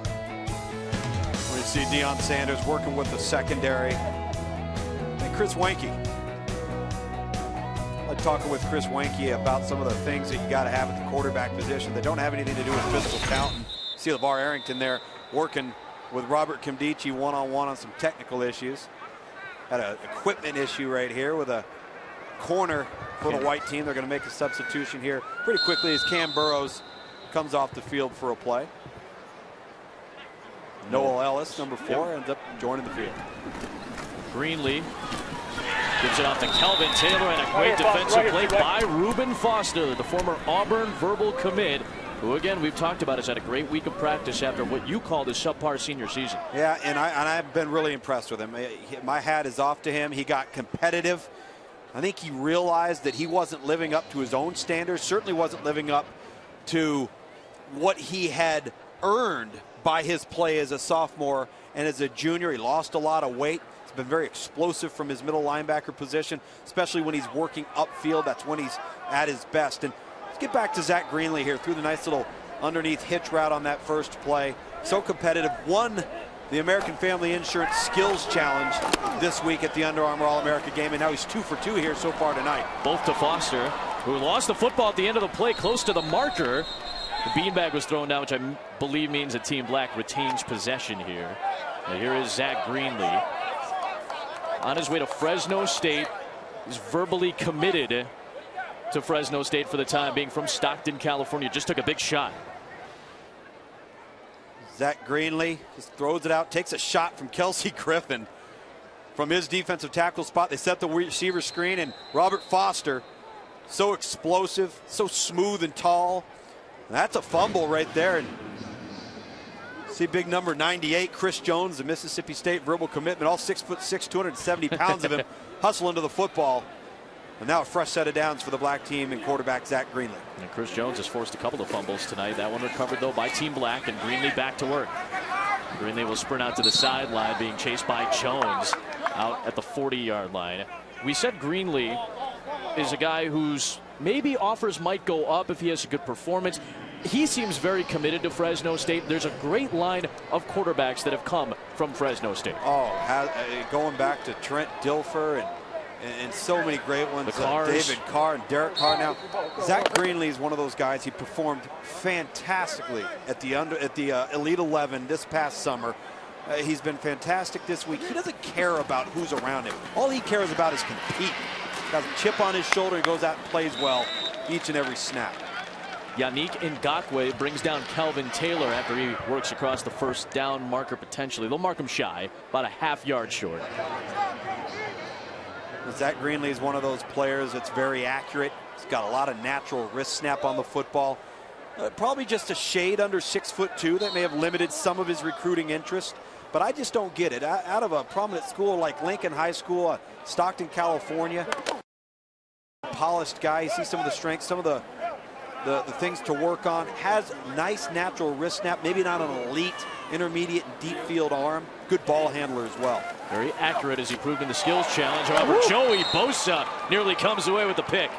The Ohio State verbal commit nearly got his hands on that one. Out of the state of Florida from St. Thomas Aquinas, heading up to Columbus to play for Urban Meyer. And that's just some football instincts by Joey Bosa. They're seeing a lot of three-step drop. So he's figuring, I'm going to come off the ball, key that quarterback's drop, and get my hands up in the air. And this would have been a completion to Rashad Samples, number 10, the Oklahoma State verbal commitment on the outside. But good wherewithal by Joey Bosa to get those hands up and get the pass knocked down. This is 4th and 1 at this field position. Maybe a little too long for a field goal from Covington. So they will go for it on 4th and 1 with Greenlee. Let's see if this defense for the white team can step it up. Greenlee threw it short. Looking for Lacuviante Gonzalez, the Texas A&M verbal commit, and a turnover on downs, and Team White takes over down 7. Lacuviante Gonzalez knows that ball should have been higher, and Zach Greenlee knows it too. They got exactly what they wanted. The little 5-yard speed cutout from number 25, Lacuviante Gonzalez. Greenlee had it. He just threw it low. It wasn't an accurate throw from the Fresno State verbal commitment, and he knows it. See Chris Weinke there discussing it with him. He'd like to have that throw back. Don't waste a play, man. So first touch for Team White. It'll be Bryce Ramsey, who really showed off some accuracy on some deep balls in the opening half. You saw that highlight when he connected with Jalen Marshall on the outside for that 44-yard connection. Well, it was an important defensive stop right there for this White team to get back into this. They finished the second quarter with a nice drive, put them in field goal position, weren't able to capitalize. They got to get some points. Oh, exchange miscue there between Quessenberry and Ramsey, but Ramsey jumped right back on top of it, so minimal loss there. Quessenberry is his center, and Quessenberry on his way to UCLA. He's got two brothers that are playing college football right now. Now, I've always felt that in an all-star game setting, your single biggest concern as a coach is the center quarterback exchange. You haven't worked with these centers.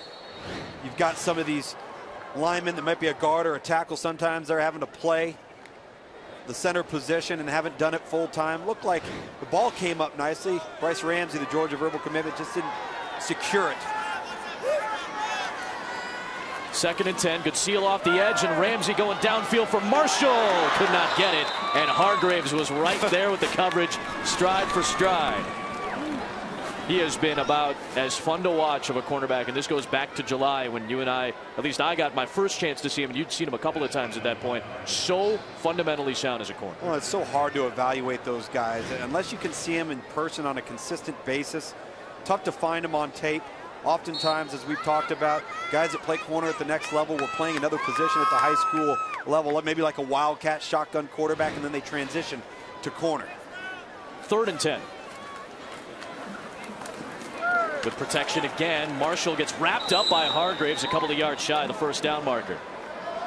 That'll bring up 4th and 2 and a decision to make for Team White here. Interesting to see what Coach Mariucci does here with the White team. He's going to give it a chance and go for it. The 4th down, punt it. Punt it. Coach Mariucci's playing to win. Can I review that? Shane Trapuka out there to kick it away. Get it up, Trapukes. Get it up. Get it up and get it off. Don't let it get blocked. From Allen, Texas, Shane Trapuka. His grandfather, Frank, was the first ever Denver Bronco. All the way back in 1960. Fair catch signal. Down at the 10-yard line, Gerald Brazil. When we come back, we'll talk about the conference that has won the last 6 BCS titles. They could make it 7 on Monday night. Staying on top, the SEC recruiting battles.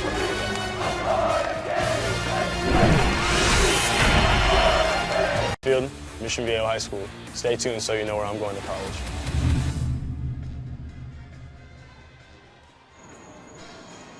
All part of the 2013 Under Armour High School All-America game presented by American Family Insurance. Trop. They call it Tropicana Field here in St. Petersburg, home of the Tampa Bay Rays. Max Redfield, maybe Notre Dame, maybe Ohio State, maybe USC is on the way to our set to talk with Dari Noka to tell him and us and everybody else where he's going to play his college football.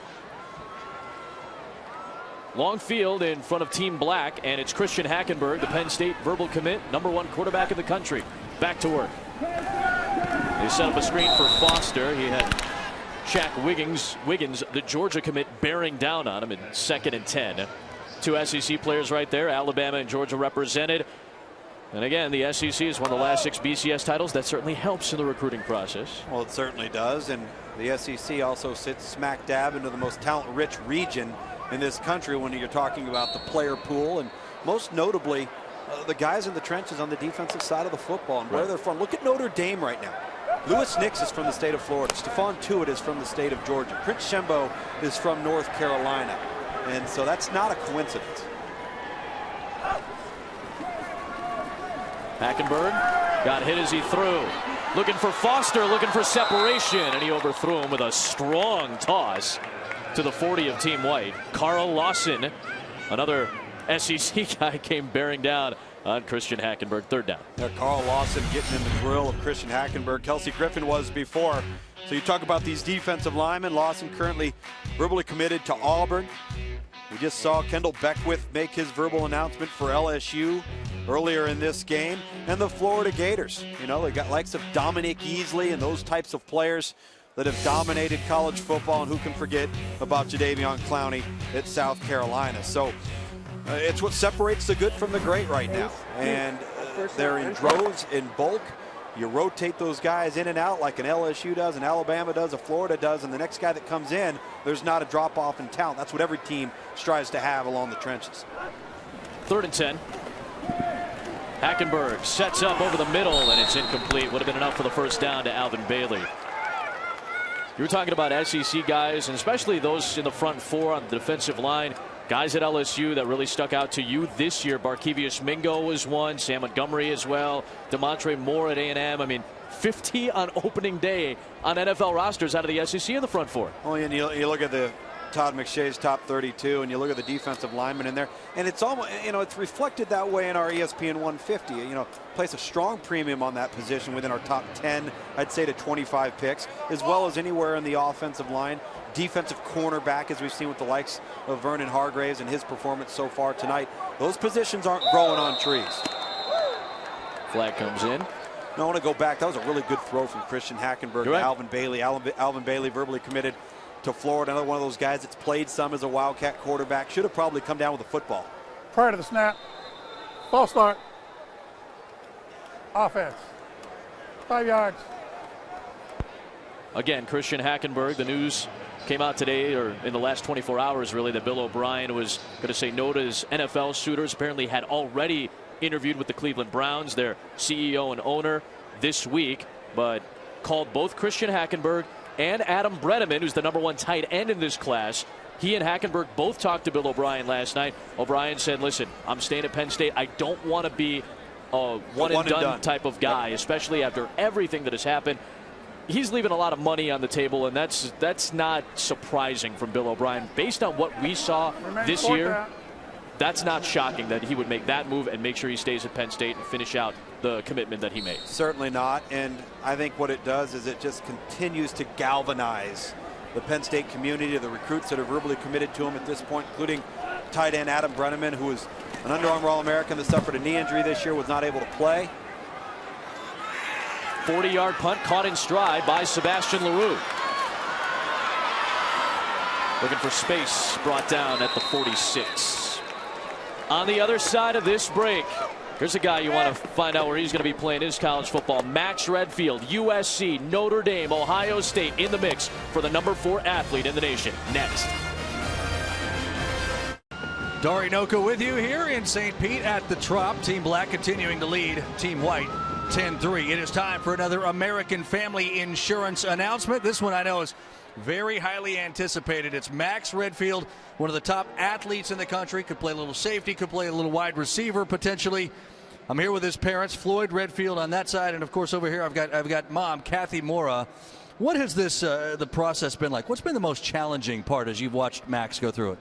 I think all of the contact that we've gotten from coaches, from reporters, from websites, just all the phone calls, the emails, constant. I think the last 2 weeks of the quiet period have been really nice for both of us, particularly for Max. I think it's given him a chance to really sort some things out. Well, a one-time verbal commitment to USC. There's now 3 schools in play here: USC, Notre Dame, and Ohio State. This is a very highly anticipated announcement. Max, USC, Notre Dame, Ohio State. Tell us where you're playing college football. Next year I'll be joining the #1 team in the country and attending the University of Notre Dame. Notre Dame. Notre Dame gets a star out of Mission Viejo, California, right out of Southern California. He's off to Notre Dame. How much did the success of this year's team in particular, playing for a national championship, have to do with your decision? It definitely brought him up a little bit on my list of schools. I mean, they've had a lot of success this year. I have a lot of great players and great coaches as well. Max Redfield from Southern California to Notre Dame. All right, Tom Luganbill. What a wonderful addition to the Notre Dame class earlier this week, getting Tareem Folston as well on the offensive side. You know, what's interesting with Max Redfield, Adam, is this is a player that playing safety here, could play wide receiver. Well, 2 years ago in the Under Armour All-America game out of the 2011 class, there's a little-known guy by the name of Marquise Lee that played defense in this game and just won the Bolitnikoff Award as a receiver for USC. Speaking of USC, here's Ty Isaac on a stretch to the 45, and there's Hargraves with another open field tackle. stopping him after a yard to the 45-yard line. Boy, Vernon Hargreaves, so impressive to watch defensively in the open field. Yeah, Ty Isaac trying to bounce the play to the edge right here. And once again, Vernon Hargreaves, he sees run, comes in. Lucky he didn't get buckled inside by the receiver, who should have done a much better job as far as stock blocking on the perimeter. That was Ernest Robinson. Max Redfield a moment ago, verbally committing to Brian Kelly and Notre Dame. High snap over the head of Ramsey. It actually went off our cameraman back there, and had it not, it might have been chased down by Team Black. The value of all access benefiting the white team here at the Under Armour All-America game. That's Drexel right in the trenches of everything. Watch this. Little assist to Bryce Ramsey. Kendall might have run it down and taken it the other way. Now you've got third and roughly 21 here due to the errant snap out of the shotgun for the white team. You know, this white team at times, they take a couple steps forward, then they'll take a step back. Can't quite seem to get in sync and get into rhythm. See if Ramsey can get some yardage here. Late pressure coming, 5 men on the run, and it's intercepted by Bulwer. The Clemson Tiger commit is out at the 31-yard line. Second interception for the Team Black D. Well, and the second interception to come from Bryce Ramsey, an ill-advised throw under duress.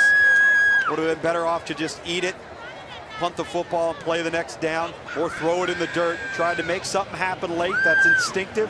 It's what you want to do when you're a competitor. Elijah Daniel, number 90, with the pressure. You just got to get rid of this football in a wise manner that doesn't put your football team in a hole. I think that's one of the biggest lessons that these quarterbacks are going to learn as they move on to the next level. Taking care of the football is paramount above all else to the success of your overall football team. Now it's up for this white team defense to step up. I would expect we'd see Shane Morris at quarterback, or Kevin Olsen back in under center next time. There's Christian Hackenberg taking a shot for the end zone, and just out of the reach of Gonzalez. 2nd and 10. Opportunity to go up 2 scores. Team Black and Team White in the 6th annual Under Armour High School All-America game. Adam Amin, Tom Luganbill, Dari Noka.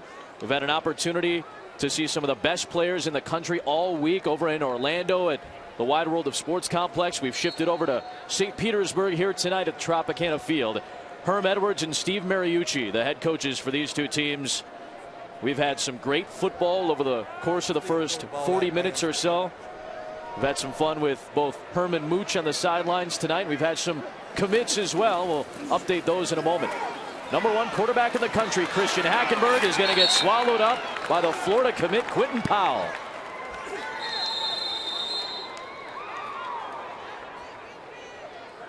We mentioned some of the players that have already committed tonight. Kendall Beckwith, one of the best linebackers in the nation, on his way to LSU. Ogundeko, a great defensive player, going to Clemson. Trey Johnson at the half, a great inside linebacker, verbaling to Urban Meyer in Ohio State.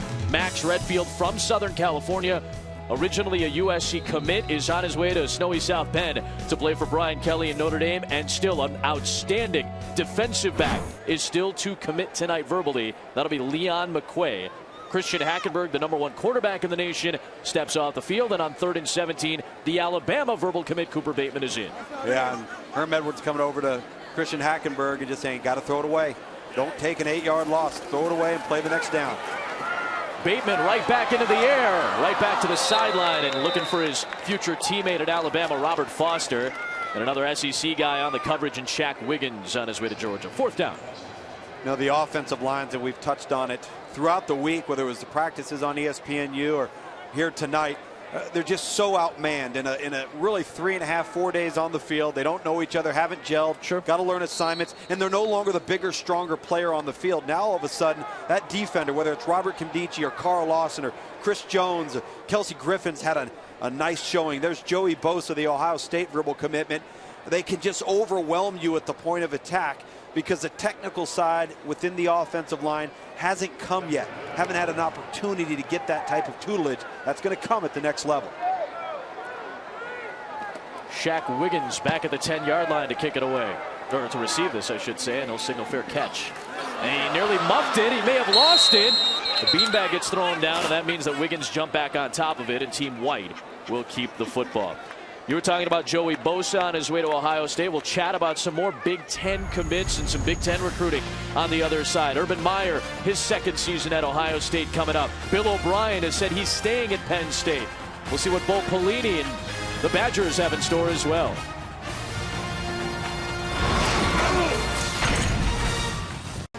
It's been a long week for these kids, but it isn't all work over on the Orlando side of the state. Disney's Hollywood Studios in Lake Buena Vista, just outside of our Wide World of Sports complex at Disney. The players got to visit Hollywood Studios. They took in some of the sights. Nothing wrong with that by any means. You and I were out here in July. We got to come back to Disney, hang out with Mickey a little bit. So While it was snowing and sleeting in some areas of the country, we were in sunny Florida, enjoying a nice holiday, a nice New Year. Kevin Olsen, the Miami verbal commit, gets swallowed up and brought down by Greg Gilmore on his way to LSU. We're saying SEC front four guys that are going to make an impact next year. Whoa, hello. Well, he shot that gap so quickly. Patrick Kugler is playing center. He was not able to cross face. It's Greg Gilmore again out of that talent-rich player pool.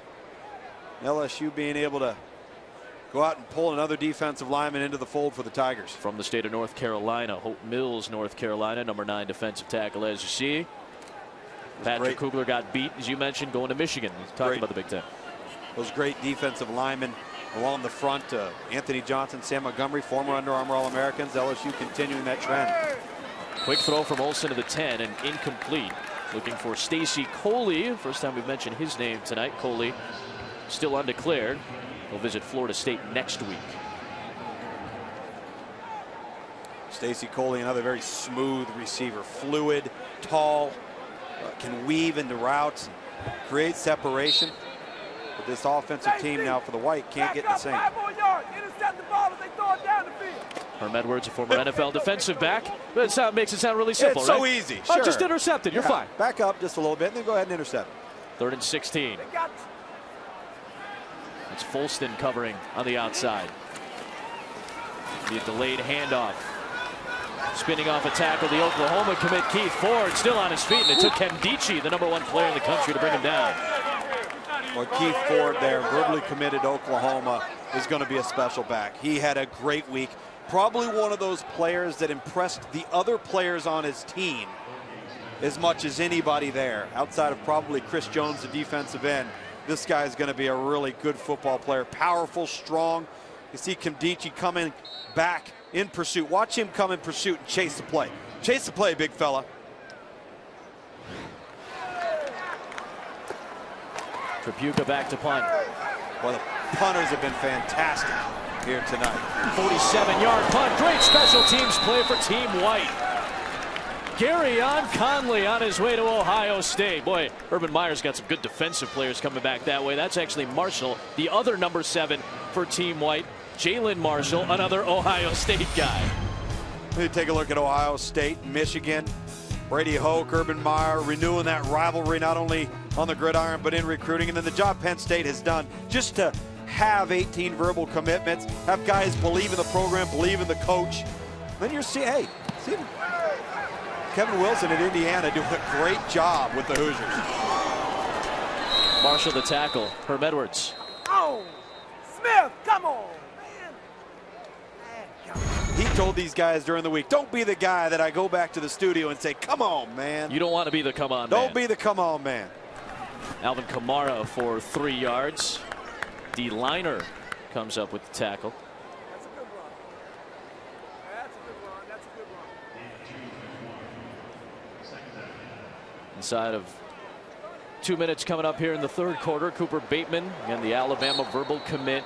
What a run for his high school career. 4 different coaches in 4 years. Greg Croshaw did a great job. It wasn't the best year for Cottonwood High School in the state of Utah, but Greg Croshaw had to deal with a lot coming in as the head coach, and Cooper Bateman has had to deal with a lot of inconsistency over the last 4 years.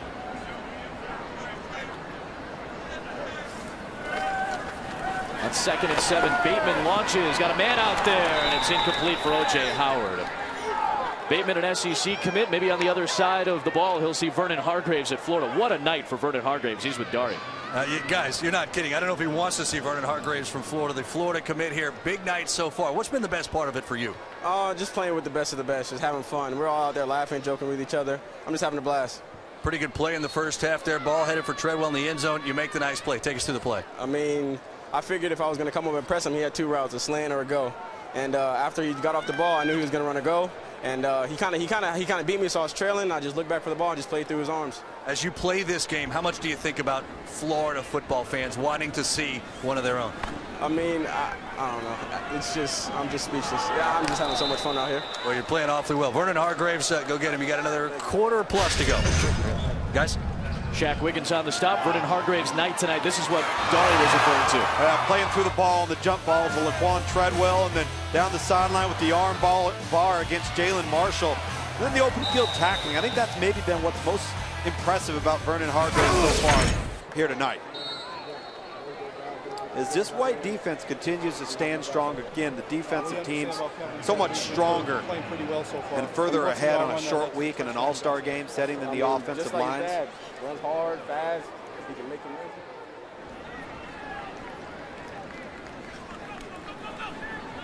Covington loads up. This one's short. Waved off. Oh, very short. That was about a 27-yard punt, and it bounced back to the 37-yard line. 21-yard net punt from Covington. That was a rough one. He's on his way to UCLA, and you'll find out where a lot of these great players are going to make it official, where they are headed to play their college football. On your calendar, it should be marked February the 6th. That's a Wednesday. It's 9 a.m. to 7 p.m. That's 10 hours for all of you. On ESPNU, the future of college football decided when that letter of intent is actually signed. It starts at 9 a.m., just about 4 weeks away from tonight. I'm adding an extra hour of sleep every day from now till then. Got Recruiting Nation coming up each and every Thursday, 6:30 Eastern Time on ESPNU. We'll recap this game, and recruiting and class rankings and the like. Michigan commit Shane Morris runs out of bounds after about 2 yards or so. Here we go, Shane. Take advantage of this nice field position you got with the poor punt and start moving the chains for this white team. Take what the defense gives you. Don't take risks with the football. Get some confidence throws under your belt. Get the ball out of your hand. The first commit of Brady Hoke's class, of this class, and he committed all the way back in May of 2011. And he's actually done a nice job for Brady Hoke trying to lure some guys to Ann Arbor. He's a Michigan guy out of De La Salle Collegiate in Warren, Michigan. Hand off to Big Ty Isaac, but Ben Boulware is there. The Clemson Tiger commit with a stop after a couple of yards, and it's 3rd and 7. No surprise, Ben Boulware in on the tackle. He's one of those guys in an environment like this that if you're not playing hard and you're not bringing it, you're going to get exposed. And he will have no qualms about it. You said animal. That was the word you used. He's animal for the Muppets. That's right. That's what you used to describe him this week. He's one of those guys that's got some stuff to him you can't coach. Instinctive, good football player. You want him in your locker room. He's going to be great in the kicking game. Class kid. Something Herm Edwards was telling me on the field before the game. A lot of these guys aren't used to playing special teams. You got to remember that, because they're the main players on defense or offense, so they won't play special teams plays in high school. A lot of these guys are getting used to it tonight. They're going to have to do it next year too, probably. Absolutely. Through 3 quarters, a 10-3 lead for Team Black. We've got a good one with 15 minutes to go. Some great events at this Tropicana Field event tonight. Kendall Beckwith to LSU. Got a Clemson Tiger and Ebo. Trey Johnson to Ohio State. Max Redfield going from USC to Notre Dame. We got one more commit coming up as well tonight in the 4th. Yeah, I'm McQuay. Stay tuned because I'm going to let you know where I'm going to college.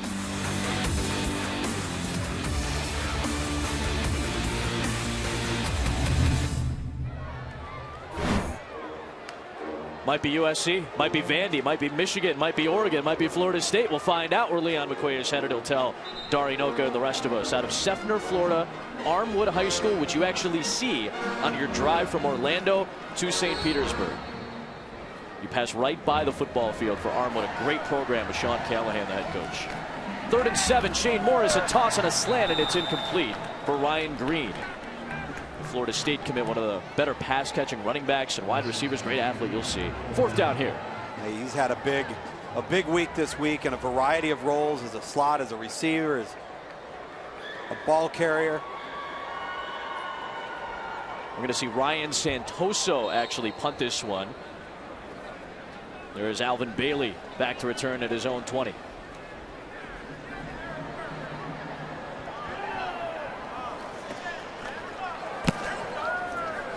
Beautiful spiral. 46 yards. Alvin Bailey with blockers in front, trying to get to the sideline. Alvin Bailey showing off the speed and out of bounds in team white territory. A return of 41, a net punt of 5. Alvin Bailey, one of the best recruits in the country, going to Florida. Explosive, maybe a slot receiver type. Good ball skills, has played all over the place at Armour High School, as you've mentioned. Here is a punt return guy, showing some patience, yet decisive at the same time, putting this black team offense in good field position. To the 44 of Team White. He's one of the reasons why Florida is in the top 3 in the recruiting class rankings. Although Florida was the #1 team before this week. Caleb Brantley had decommitted, but then recommitted to Florida, but it did shift the rankings a little bit with Notre Dame and Alabama leapfrogging the Gators. Christian Hackenberg, #1 quarterback of the nation, leading it out there for Kelvin Taylor, and he just could not haul it in. I mentioned Florida in the top 3. He's on his way to Florida as well. And then on top of those two are the 2 national finals participants. Taking a look at the top recruiting classes. This will be fluid, and a lot of movement will be seen in this between now and National Signing Day on February 6th. So when you join us on ESPNU for 10 hours, we'll be revisiting it often. Texas at #10, Tom. This is one of the lowest recruiting classes for Mack Brown, and actually got beat by Texas A&M this time. Yep, struggling a little bit. Struggling on the field a little bit too. Hackenberg with a tight throw to the sideline, and it's just out of the reach of Robert Foster, out of bounds. Mentioned Texas and Texas A&M. Brian Polian did a great job for Texas A&M this year, recruiting in their class the son of our colleague Bill Polian. He used to be at Notre Dame and helped recruit that defense with guys like Manti Te'o. This is the last 5 years for Mack Brown. This is his lowest class in the last 5 years. And, you know, recruiting is not an exact science. There's 120 teams, about to be 124 teams at the FBS level. A lot of players out there. And you're going to miss on some. You're going to make it on others. You'd like to be able to say, hey, if we could hit on 60% of our class each and every year, we'd feel like we've done a pretty good job. That, and you say that, you know going in you're going to miss on at least 10 guys. But when you start missing on more than that, and you're not able to get the wins, as players maybe haven't panned out. High snap, Hackenberg handles it, steps up and throws for a first down, and it's incomplete.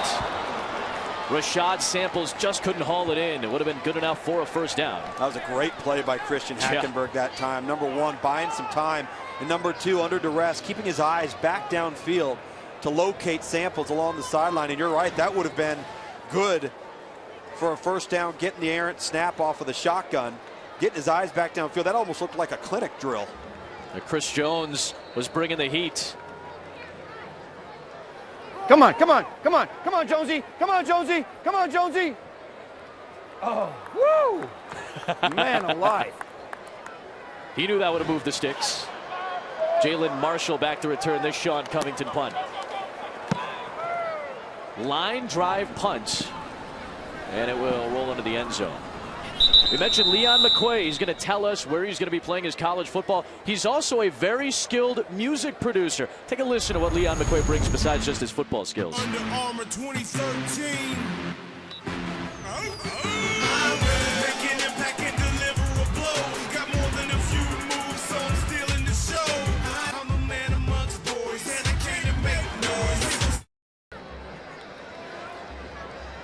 Welcome back to St. Petersburg, Florida. Dari Noka here. It is still a 10-3 lead for Team Black in this 6th edition of the Under Armour All-America game. It is time now for another Under Armour announcement, and I know it's another highly anticipated one. One of the top safeties in the nation, Leon McQuay III out of Seffner, Florida. The big decision he's about to announce, joining him on the set. On his far side there, his mother, India Beckford. Right here, I've got Dad, Leon Jr., and behind him, it's Angie McQuay. It's Leon's stepmother. So here you go, Dad. What's the best advice, fatherly advice, you've given your son here through this entire recruiting process? You do well academically, and doors will open everywhere. There'll never be a closed door to him. All right, it is time. You got 5 finalists. You ready for this? All right, you know them. I want to announce them to everybody else. Michigan, USC, Florida State, Oregon, and Vanderbilt. Leon McQuay III, where will you play your college football? I'm going to be playing college football at the University of Southern California. Leaving Florida for the bright lights of Southern California. Now I know you're an aspiring music producer. Does being in LA have anything to do with that? Definitely. I mean, it's a big music scene. A lot of producers there, and the music school that they have is great. Dad wasn't kidding. Academics absolutely playing a part. Leon McQuay III off to Los Angeles to play for USC. Dari, thanks very much. That's a big get for that defense. Well, that class opened up some spots. Again, limited numbers with the sanctions out in Southern Cal, and 18, right? Had a couple of decommitments, and so you slide McQuay right in there as a safety. Going to be losing. TJ McDonald's going to be moving on. That's right. Going to have some spots open there in the defensive secondary.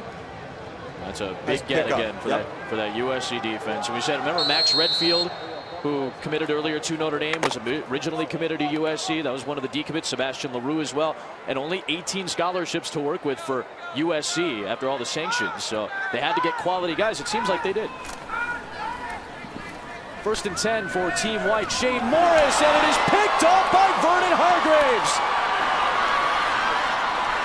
Back the other way to the 30. It's got blockers in front at the 20. Out of bounds at the 16.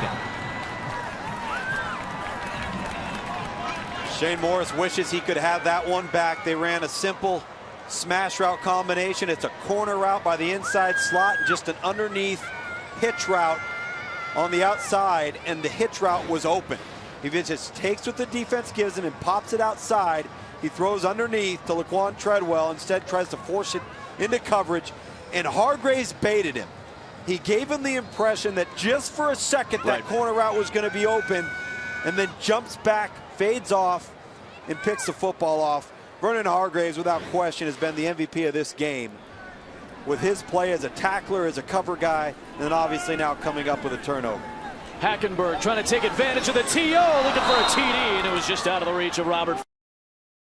Drops, Adam Amin. Over the last quarter and a half or so, we've seen a lot of dropped footballs from both teams. Balls that could have extended drives, moved the chains on 3rd down. They run the sluggo route here. That's a slant and go. Try and sell that slant route. I think that would have been out of bounds, but that's a catchable ball for Robert Foster, the Alabama verbal commitment. Good sell on the route. Leon McQuay just making his announcement for USC. Looking to sign with the Trojans on February 6th, National Signing Day. And the defenses, the secondaries especially, have been really good on both sides tonight. Combined 15 for 55, these two teams' quarterbacks. Well, the screen out to Gonzalez. It's twisted down by the ankles. 3 interceptions thrown by Team White's quarterbacks. You mentioned the drops on both sides, a low completion percentage for both of these teams, but both defenses have played well, and only 13 points combined with less than 12 minutes to go. No, for our purposes, in the game, obviously you want to compete, you want to play, you want to execute, but the week leading up to the game, I think, is the most pivotal part of the process for all of these kids. The day in and day out snaps, the reps, the drills, the instruction, the listening, the applying what you've learned to the field. You'd like to see more execution than what we've seen, certainly. 3rd and 4, and an incomplete pass looking for Alvin Bailey. Good coverage that time by Cam Burrows.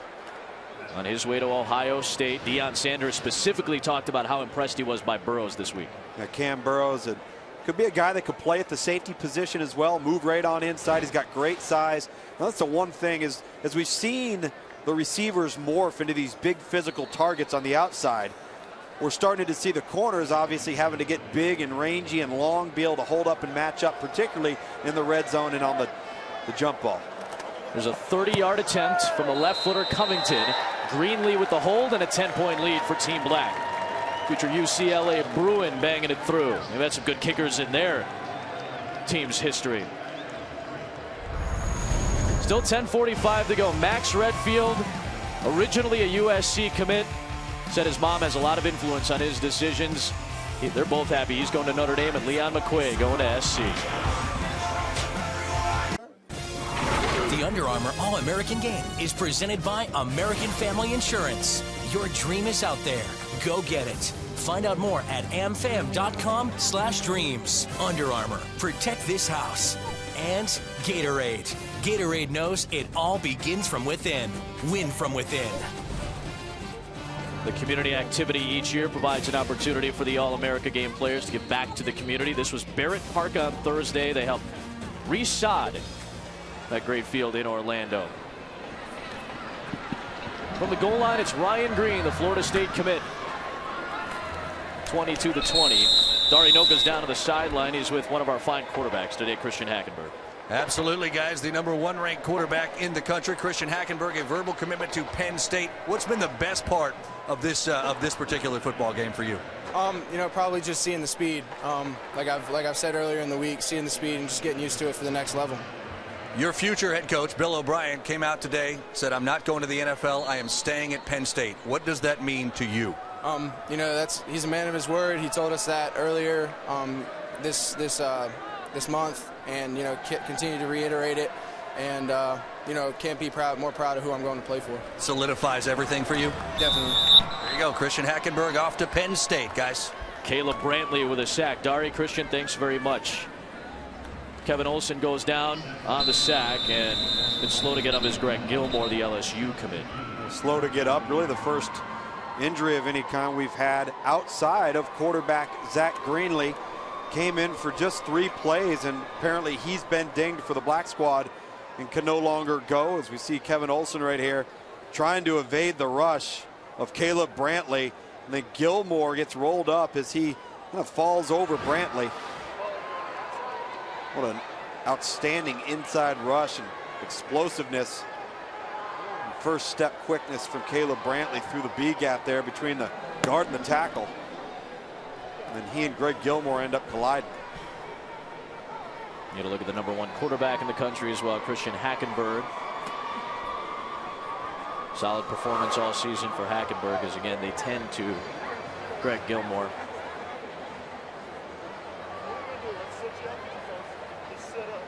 Still getting tended to, and good to see him get pulled back up by Herm Edwards and the staff. Still 3 nights away. Discover BCS National Championship game. #1 Notre Dame, #2 Alabama. You see Manti Te'o, one of the alum of this Under Armour All-America game. A.J. McCarron is coming back for his senior season, which may affect a couple of our commits. 8 Eastern Monday night, ESPN, also available live on Watch ESPN. Oh, Gilmore still limping, but coming off the field. I like playing this with Tom Luginbill because we like to test his knowledge, and all the Recruiting Nation staff says they're awesome at this. We're going to play a little bit of Who Am I? But did you come up with any new ones, or are these ones I've seen before? That's what I want to know. Did you really test me, Adam? I trust the truck to try to stump you. Who am I? Honolulu, Hawaii. Great outside linebacker, was ranked #1 by you guys.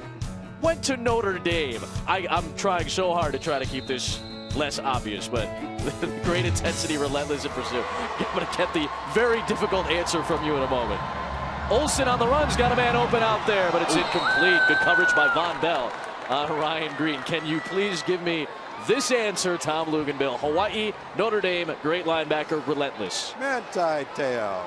I hope it's not Manti Te'o, because then it's just going to make you look at it. Oh, whoa, wow. What, are you trying to throw me under the bus there? Guy out of Punahou High School, one of our High School. You always say it better than I do. You know the guy better than I do. But we have a couple of Hawaii players here. One of them who went to the same high school as Manti Te'o, Isaac Sava-Inaya, who's got some big options available for him. That's exactly right. And see Manti Te'o, and an important piece of the puzzle. There's Alex Anzalone, who's going to be joining Notre Dame as well. But it's Lewis Nix in front of Manti Te'o. It's going to be the big difference on Monday. Screen thrown out to Robbie Rhodes, the Baylor commit. Haven't had a chance to talk about him a whole lot tonight, as Olsen took a shot there. Robbie Rhodes, part of another great wide receiver set that's going to Baylor. Well, between Kendall Wright and now Terrence Williams at Baylor, and Robbie Rhodes is the next in a long line of what Art Briles hopes to be explosive difference makers on the perimeter.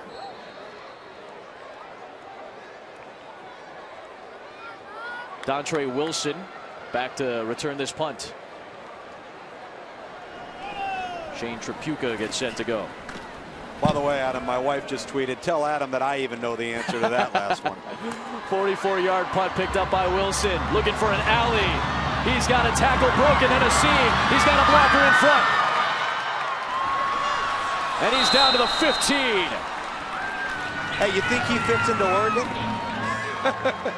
44-yard punt return for 47 by the future Duck.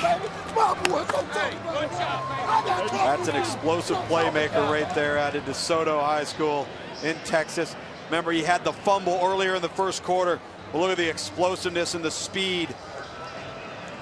Be a difference maker in the return game. Could play into that DeAnthony Thomas slot slash tailback role. He could be all over the field for the Oregon Ducks. Hey, you saw what that did last night. The Black Mamba, DeAnthony Thomas, returned the opening kickoff for a touchdown for the Ducks en route to a Fiesta Bowl victory over Kansas State last night. 1st and 10 at the 15 for Cooper Bateman. Sets up and tosses to the end zone, and it's incomplete. Double coverage out there on Josh McNeil, the tight end. That's the one area with Cooper Bateman I think he's got to work on a little bit, and that's dropping the ball in the basket and a little touch in air. Trajectory to his deeper downfield throws, particularly on the corner route. Again, we mentioned it. A.J. McCarron's coming back for a senior season. Might see a red shirt on Cooper Bateman. Blake Sims is still in the mix as a backup quarterback for Alabama. Are you guys Philip Ely. Are you testing me on something?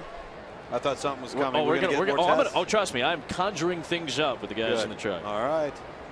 Scully and Friday are back there. Production crew were challenging Seth and Robin and Mike and Heather. Everybody's back there. I'm leaning on them to try to help me out to stump you.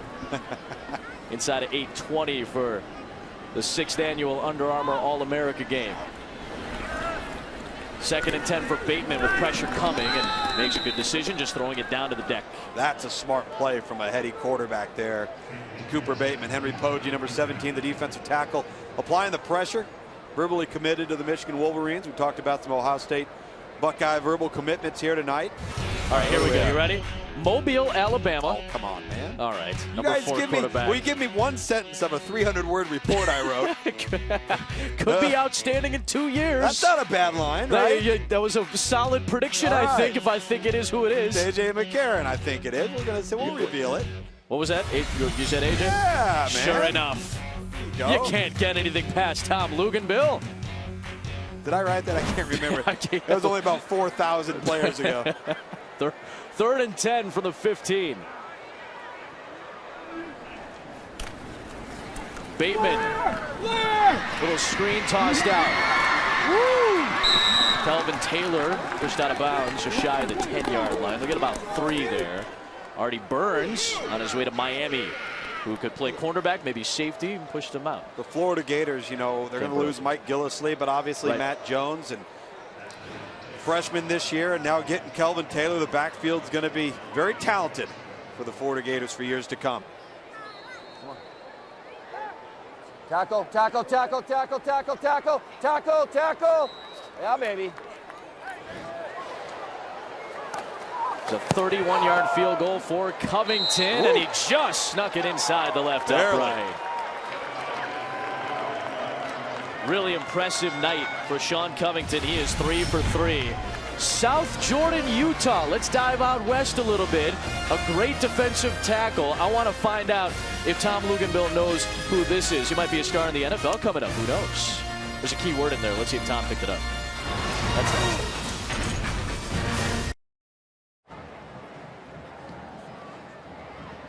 Back at the Trop, St. Petersburg, Florida. Look at Vernon Hargraves, who's been one of our stars tonight. Halfway through this 4th quarter, Ryan Green, along with Keith Ford. They're in the end zone, ready to return for Team White, down 13. What a great night here in the Tampa St. Pete area, watching these future college football stars go to work. This is Keith Ford on his way to Oklahoma. He's got a block in the seam. Makes a man miss at the 40. Breaks a tackle in midfield and all the way inside the 40-yard line in Team Black territory, where Anzalone brings him down after a 63-yard return. Well, that was a huge spark with just over 7 minutes to go here for the white team. Ryan Green leading up, and Keith Ford looks like he shot out of a cannon. Now watch Alex Anzalone hustling. Number 45, number 34, Sava Inaya. Alex Anzalone, but Keith Ford, I talked about it earlier. I think the Oklahoma Sooners got a special back in this guy. What a great move. Little lower body strength. And he sets him up at the 37-yard line. Bryce Ramsey goes to work, trying to get Team White back in it, evading the pressure and completing a pass shy of the 30. Good tackle by Von Bell. Made it on Sebastian LaRue. This was Mariucci during the kick return. Come on, 40. Come on, 40. Come on, 40. Oh, yeah. Oh, yeah. Oh, yeah. That's what I'm talking about. That's what I'm talking about. Always energetic, Steve Mariucci. 2nd and 4. Ramsey pumps and tosses, looking for the end zone, and it's incomplete. Well, one of the great defensive players on a night of really good defense in the NFL was LeVar Arrington, 3-time Pro Bowler. He's with Dari Noko, one of our coaches. I tell you, LeVar's been coaching the linebackers all week and other defensive players here for the black team. You came over. You are more than happy with your team's performance, aren't you? What's impressing you most? Their execution, being able to see them execute what it is that we practice all week for, and I just couldn't be happier for the results that we're getting right now. One of the great things watching this week over in Orlando at practices was you working with Robert Kimdichie, the great defensive end, the #1 player in the country. What's most impressive about him to you? I mean, there's a lot. Probably not enough time for all of this to tell you how impressive he is, but he has everything that you need. He has the personality, he has the inners, and he has the outers to match. The sky's the limit for that kid. He wants to learn, and that's what's important. When you got somebody who's as talented as he is and as highly talented, and he wants to learn, that's a great combination. So he looks like he has a bright future if he can stay healthy, continue to be a student of the game. He is the inventor of the LeVar leap, LeVar Arrington, guys. 3-time Pro Bowler with the Redskins and New York Giants. This is what we saw earlier in the week as a timeout is called on the field, so we'll get a shot to show you this. This was earlier in the week. And what LeVar talked about is so apparent when you get a chance to speak with Robert Kimdichie or watch him practice. Every coach that we asked, hey, how's Robert doing? He won't stop asking questions, just wants to learn, wants to get better. Well, I think he's got a bit of a bad rap and an unfair rap throughout the recruiting process. You know, he's got a unique dynamic with his high school coaches and his parents and his mother being out of the country. And when you're 17 years old, 16 years old, and you've garnered the hype and the exposure and all of this that comes with the recruiting process, I think at some point you get to a stage where you're like, I just want to get this thing over with, be left alone, move on to the next level. The one thing I've been impressed with him is the one thing he cares about most is meeting an expectation level, exceeding expectations. He understands that he's hyped, he's highly followed. People are very interested in what he does. He's conducted himself well. He doesn't have off the field issues. He hasn't had red flags. Those things are things he needs to be commended for and how he's handled this process. 1st and 10 for Bryce Ramsey. Team White looking for 6. A tight throw to the end zone, and it's knocked away. Anzalone was in there to help out. Keanu Neal on the coverage of Ryan Green.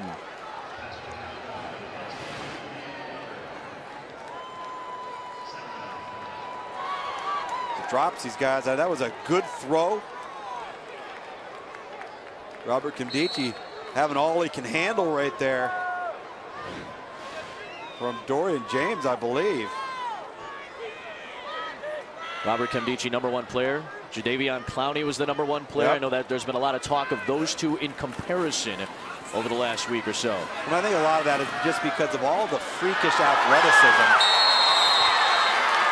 And we see an interception now from Torian Folston on defense. The Notre Dame verbal commitment, committed to the Fighting Irish this week, and that's the 3rd interception now for Bryce Ramsey. Pressure from Ebenezer Ogundeko and Robert Kimdichie, just as we were talking about him in comparisons to Jadeveon Clowney. The comparisons are that it's freakish athleticism. There's Dorian Johnson trying to match up. They tried to chip with the back in Ryan Green, but it actually created a problem for Dorian Johnson because he couldn't remain with Kimdichie. This is a forced throw late to the outside, a big no-no from the quarterback position. LeVar Arrington excited about what pressure brings. It's pressure over coverage every step of the way. Folston earlier in the week committed to Notre Dame, going from Cocoa, Florida to South Bend to play for Brian Kelly. We see what an impact Notre Dame's success has had on their recruiting. There's a carry for Alvin Kamara, got twisted down there by Kendall Beckwith, who committed to LSU earlier tonight inside of 5:20 to go. 4 interceptions from the Team Black defense. They maintain a 13-point lead, holding Team White to just 3 points. And this White team, they need a turnover. They need something to give them the ball back, get some field position. Just a little over 5 minutes to go, and they haven't been able, they just can't get any rhythm going. And the Black team has struggled as well. And that's to be expected. We talked about that in an all-star game setting, but been disappointed with the dropped balls. That's not something we saw during the week. Right. The inconsistent pass catching. At times, these quarterbacks have missed some open targets, the throws they should have made where they were not under pressure or under duress. Right now, Cooper Bateman wanting to get this team through and get moving forward. That great front line in front of him as well, for the most part, has kept Team Black's quarterbacks intact.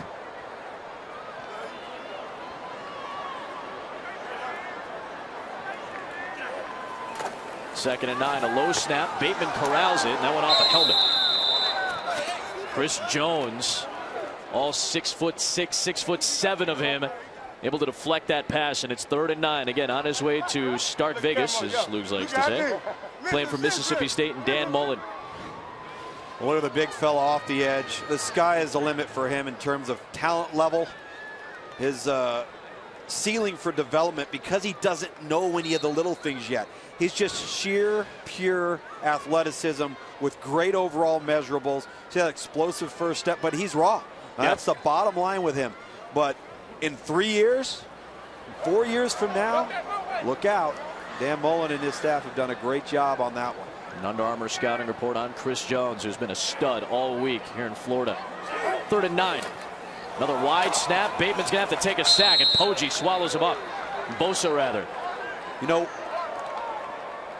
with Mississippi State and the job Dan Mullen's done, how about the job Hugh Freeze has done as well at Ole Miss last year? Channing Ward, Isaac Gross, 2 defensive linemen. Isaac Gross is an all-freshman SEC selection. And then some of the inroads that could be made for the Rebels as well, with the likes of possibly landing Robert Kimdichie, possibly Laquan Treadwell. Could be a big day down the stretch come February 6th for the Rebels. Hugh Freeze's team will be playing on ESPN tomorrow, 1 Eastern.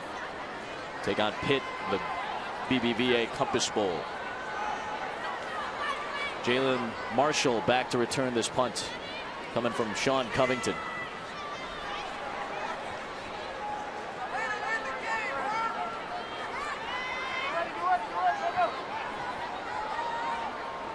Marshall on his way to Ohio State, one of the best athletes in the nation. Whistle comes in. A timeout used by Team Black. Whistle comes in and a 65-yard punt in the air to boot. Timeout. Nitro. They're going to make sure that the White team doesn't block this now. As we've talked about, some defensive rules, some offensive rules. There's some kicking game rules as well. Right. With a short week, and you've got to execute, and there's all kinds of things you can do to manipulate coverage or manipulate scheme in the kicking game. You know, we were chatting about Kimdichie, the #1 player in the country. Ole Miss and LSU are the 2 front runners. Ole Miss seems to be a little further up on the list. His brother, don't forget, plays there at Ole Miss. Laramie Tunsil, who's an outstanding offensive lineman, still considering Ole Miss. Montravius Adams is in that mix. Kendall Beckwith was considering Ole Miss, obviously, earlier tonight. He committed to LSU. Laquan Treadwell would be a phenomenal get for Hugh Freeze's offense. And Antonio O'Connor, someone we haven't talked about too much tonight on defense. Very good. Antonio O'Connor, one of the best safeties in this class out of South Panola High School, an outstanding program under Coach Lance Pogue. Covington, this time a little shorter. The 38-yard punt. It bounces about 45, and Armstrong gets swallowed up. Oh, Marshall, rather, I should say. Marshall gets swallowed up. There's a flag thrown on the play, but before we get to the call, let's bring you tonight's Under Armour Player of the Game. And on a night where defense was as impressive as anything else on the field, Vernon Hargraves was maybe the most impressive defensive player. 4 tackles, several in the open field, 4 pass breakups, and an interception, and one of those breakups in the end zone. Yeah, he's been very impressive, and in every phase of the defensive scheme. Run support, locking up man-to-man, making plays in contested matchups, being instinctive, coming up and putting his head in there, and injecting himself in run support. Has a short memory, good instincts, great feet, and he's flexible. all traits and ingredients that make up for an outstanding opportunity to be a great corner. My boy Becky and Rocky all over there. My dad wrote that to me. Florida defense that did get lit up a little bit against Louisville, but maybe an opportunity for Hargreaves to play relatively soon in that defensive backfield as Olsen tosses, caught by Laquan Treadwell. I think Hargreaves has a shot right off the top. How soon do you think, how much time do you think he would need to develop himself and get acclimated to a college defense and get used to seeing college offenses as well? Well, it's a steep learning curve. You're going to have a lot more going on scheme-wise. You're going to have to be able to have, I think, more mental capacity than anything else to be able to make that jump. And that's really what separates the guys that are playing as true freshmen or making an impact and guys that maybe aren't, is what they're able to handle throughout. Whether it's arriving to school, being involved in the weight conditioning program, handling all those things, being away from home for the first time, all the while trying to perform on the field. That takes an awful lot out of you.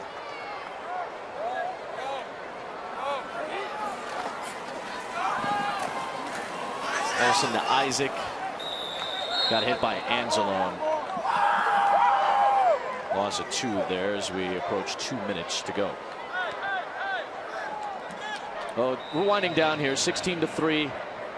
Team Black in front, 2 minutes left. Give me some of your thoughts on what you've seen over the course of our night, over the course of our week here in St. Petersburg. As we talked about, I place far more stock into the week because you have practice time, you have drills, you have instruction, you see how the kids interact. Reuben Foster's a prime example. I think he came with a chip on his shoulder and something to prove. Knew he didn't have a great senior campaign and responded with a fantastic week.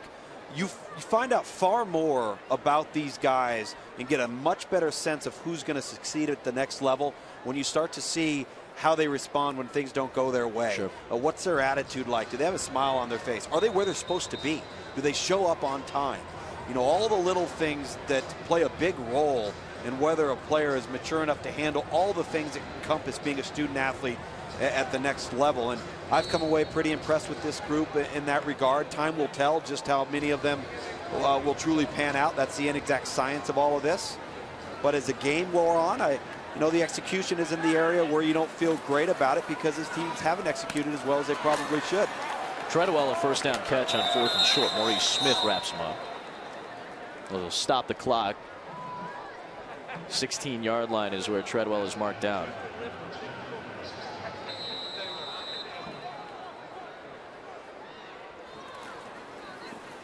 Olsen at fade route, and it's incomplete. Don't forget that just outside of the game itself and all the festivities, this is what a lot of people, a lot of coaches especially, tuned in to watch. Kendall Beckwith, LSU. Ebo going to Clemson. Johnson, Ohio State. Max Redfield, who originally committed to USC, going to Notre Dame. And Leon McQuay will head west to play in LA. A lot of good football players there. Moving on to the next level come February 6th, National Signing Day. There is Ebenezer Ogundeko and on Dabo's D next year. Olsen to the back of the end zone, nearly the 5th pick from the Team Black defense. Lugs, you see these guys all season long. You watch tape, you do all the scouting with the rest of your recruiting department. What do these guys bring to the table? Well, I think he's going to probably end up being an outside linebacker, defensive end type, and there may be a significant need depending upon whether some of those Tigers move on to the next level in their front four. I think, Ebenezer Ogundeko has a high ceiling for development, and at Clemson, obviously, he felt comfortable with that atmosphere down there. But Leon McQuay, the third, I think he has an opportunity to potentially be special one day. Very athletic, good kid to be around, very rangy from his safety position. So much of playing as a true freshman has to do with being in the right place at the right time. As we see a scramble for a loose ball here, things getting sloppy with the white team here late. Derwin Gray finally covers it. Elijah Daniel actually kicked the ball back towards midfield. I don't know if that was on purpose or on accident. Let's take a look at this. Quarterback's trying to get the football right here. That's Olsen, right? Yep. Daniel, that seems like a pretty purposeful free kick right there. Elijah Daniel purposely kicked that football. For what reason, I have no idea. Again, sloppiness on behalf of the white squad. You see Derwin Gray coming all the way back to recover it. Certainly not the execution Steve Mariucci and his group would have liked to have had. 4th down and 23 miles. 4th down at about nearly 2/4 of the field here. Olsen, a shot downfield. He's got Treadwell out there. It's knocked down. Probably a good decision there, as there was Leon McQuay. Knocks it down, and Team Black takes over. Final half minute, and they'll come away with a victory in the Under Armour High School All-America game. And this has been a great week, but all of this is just leading up to February the 6th, Wednesday, National Signing Day. 10 hours of coverage on ESPNU. Mark it down on your calendar. That's when the future of college football is truly decided, when that ink goes to paper and these guys sign their national letters of intent. 4th and 43 a moment ago. Not a lot of plays in the playbook, as Tom Luginbill likes to say. What was Steve Mariucci thinking? Wait a minute. It's going to be 4th and 75, all right? What play you got? Let's go Hail Mary. We practiced it. Run Hail Mary. Tell the back to stay in. Hail Mary. Herman Mooch, always great. Last 2 years, these guys have been a blast to be around. You know, I want to get to something we were talking about before in relationship to true freshmen playing. You know, choosing the right school, taking advantage of the opportunity. Is there a need? TJ Yeldon is a prime example of that. When he decided to sign with Alabama, had been a long-time Auburn commitment. Signs with Alabama, you have great players around you, and it pans out in terms of having a great season. With the season Auburn had, would it have had the same type of impact for Yeldon? You don't know. So that choice is important. Way to go, Herm Edwards' team wins it 16-3. He and Steve Mariucci meet at midfield. Hey, good seeing you. Thanks for your help. Hey, hey. Boom. Good job, man. All right. I see them all on television. 16-3, our final score. Get up early. Okay, man. Bulls and Heat are coming up next, by the way. For those of you waiting for our NBA doubleheader tonight, we'll send you to South Beach and then across the country to LA for the Clippers and the Heat as well later on tonight. 5 commits, some outstanding defensive plays tonight, some highlight reel plays. The #1 player in the country was on display at Robert Kimdichie. And remember, just leading up to February the 6th, when these guys figure out exactly where they're going. Let's go down to Dari Noka. He's on the sidelines. What do you got, Dar? All right, thank you. Herm Edwards victorious for the 2nd straight year. You're 2-0 in this thing, man. You might as well just do it forever. Well, I'm going to keep doing it. If they invite me back, and I really like the kids, but also what Under Armour does, along with ESPN and all of the presenting sponsors, obviously. This is a fabulous game. You get to deal with young guys, and you can make an impression on them. And I think all our coaches do a great job of making them understand this, that, you know, it's not only being a good football player, it's being a man of integrity. And we talk about that a lot. Talk about character, all those things that will take them along the path of doing the right thing. You had a lot of incredibly talented kids. Your defense played really, really well tonight. Anybody in particular stand out? Who jumps out at you from the really, not just tonight, but the entire week you've been working with them? The guy that doesn't get a lot of accolades is #4, Bo Ware. And we made him the captain. He's got a little something in his neck, and I liked him from the beginning. And I told him, I said, you got to handle the huddle. And I told these guys, I said, you know, last year we were very fortunate. We took the ball away 5 times. I said, now, the expectations are 6. So we dropped a few, so I'm a little bit disappointed. But for the most part, I think we took it away about 4 times or so, and that's good. Time for you to go get some time off, right? Oh, no, you're going to Bristol for NFL. I got you. I'll see him tomorrow, and then he'll see me Sunday. I'm going to work. Congratulations, Herm. All right, guys, 2-0, Herm Edwards. You're going to work? Come on, man. I just had to get one of those in there. Luke, give me your final thoughts on this great week, and again, leading up to National Signing Day, February the 6th, over on ESPNU. Well, I tell you, I think that what a great end to the high school season for all of these guys. We'll have signing day around the bend, and then it gets real. Yeah. Then the next phase of their life begins, and then that's when they get de-recruited. That's what that happens on signing day. When they finally commit those national letters of intent, sign a couple of Penn State and Nittany Lions there. We've had a great week, all week in the state of Florida. Coming up next, Game 1 of our NBA doubleheader, the defending NBA champion Miami Heat taking on the Chicago Bulls. That's on your way next, the Clippers and the Lakers after that. Make sure to join us on ESPNU February the 6th, 9 a.m., 10 hours of coverage for National Signing Day. Final score tonight, Team Black 16, Team White 3. For Tom Luginbill, Dari Noka, our great crew, thanks for joining us in our high school coverage all season long. Adam Amin saying so long from St. Pete. Off to Miami for the NBA.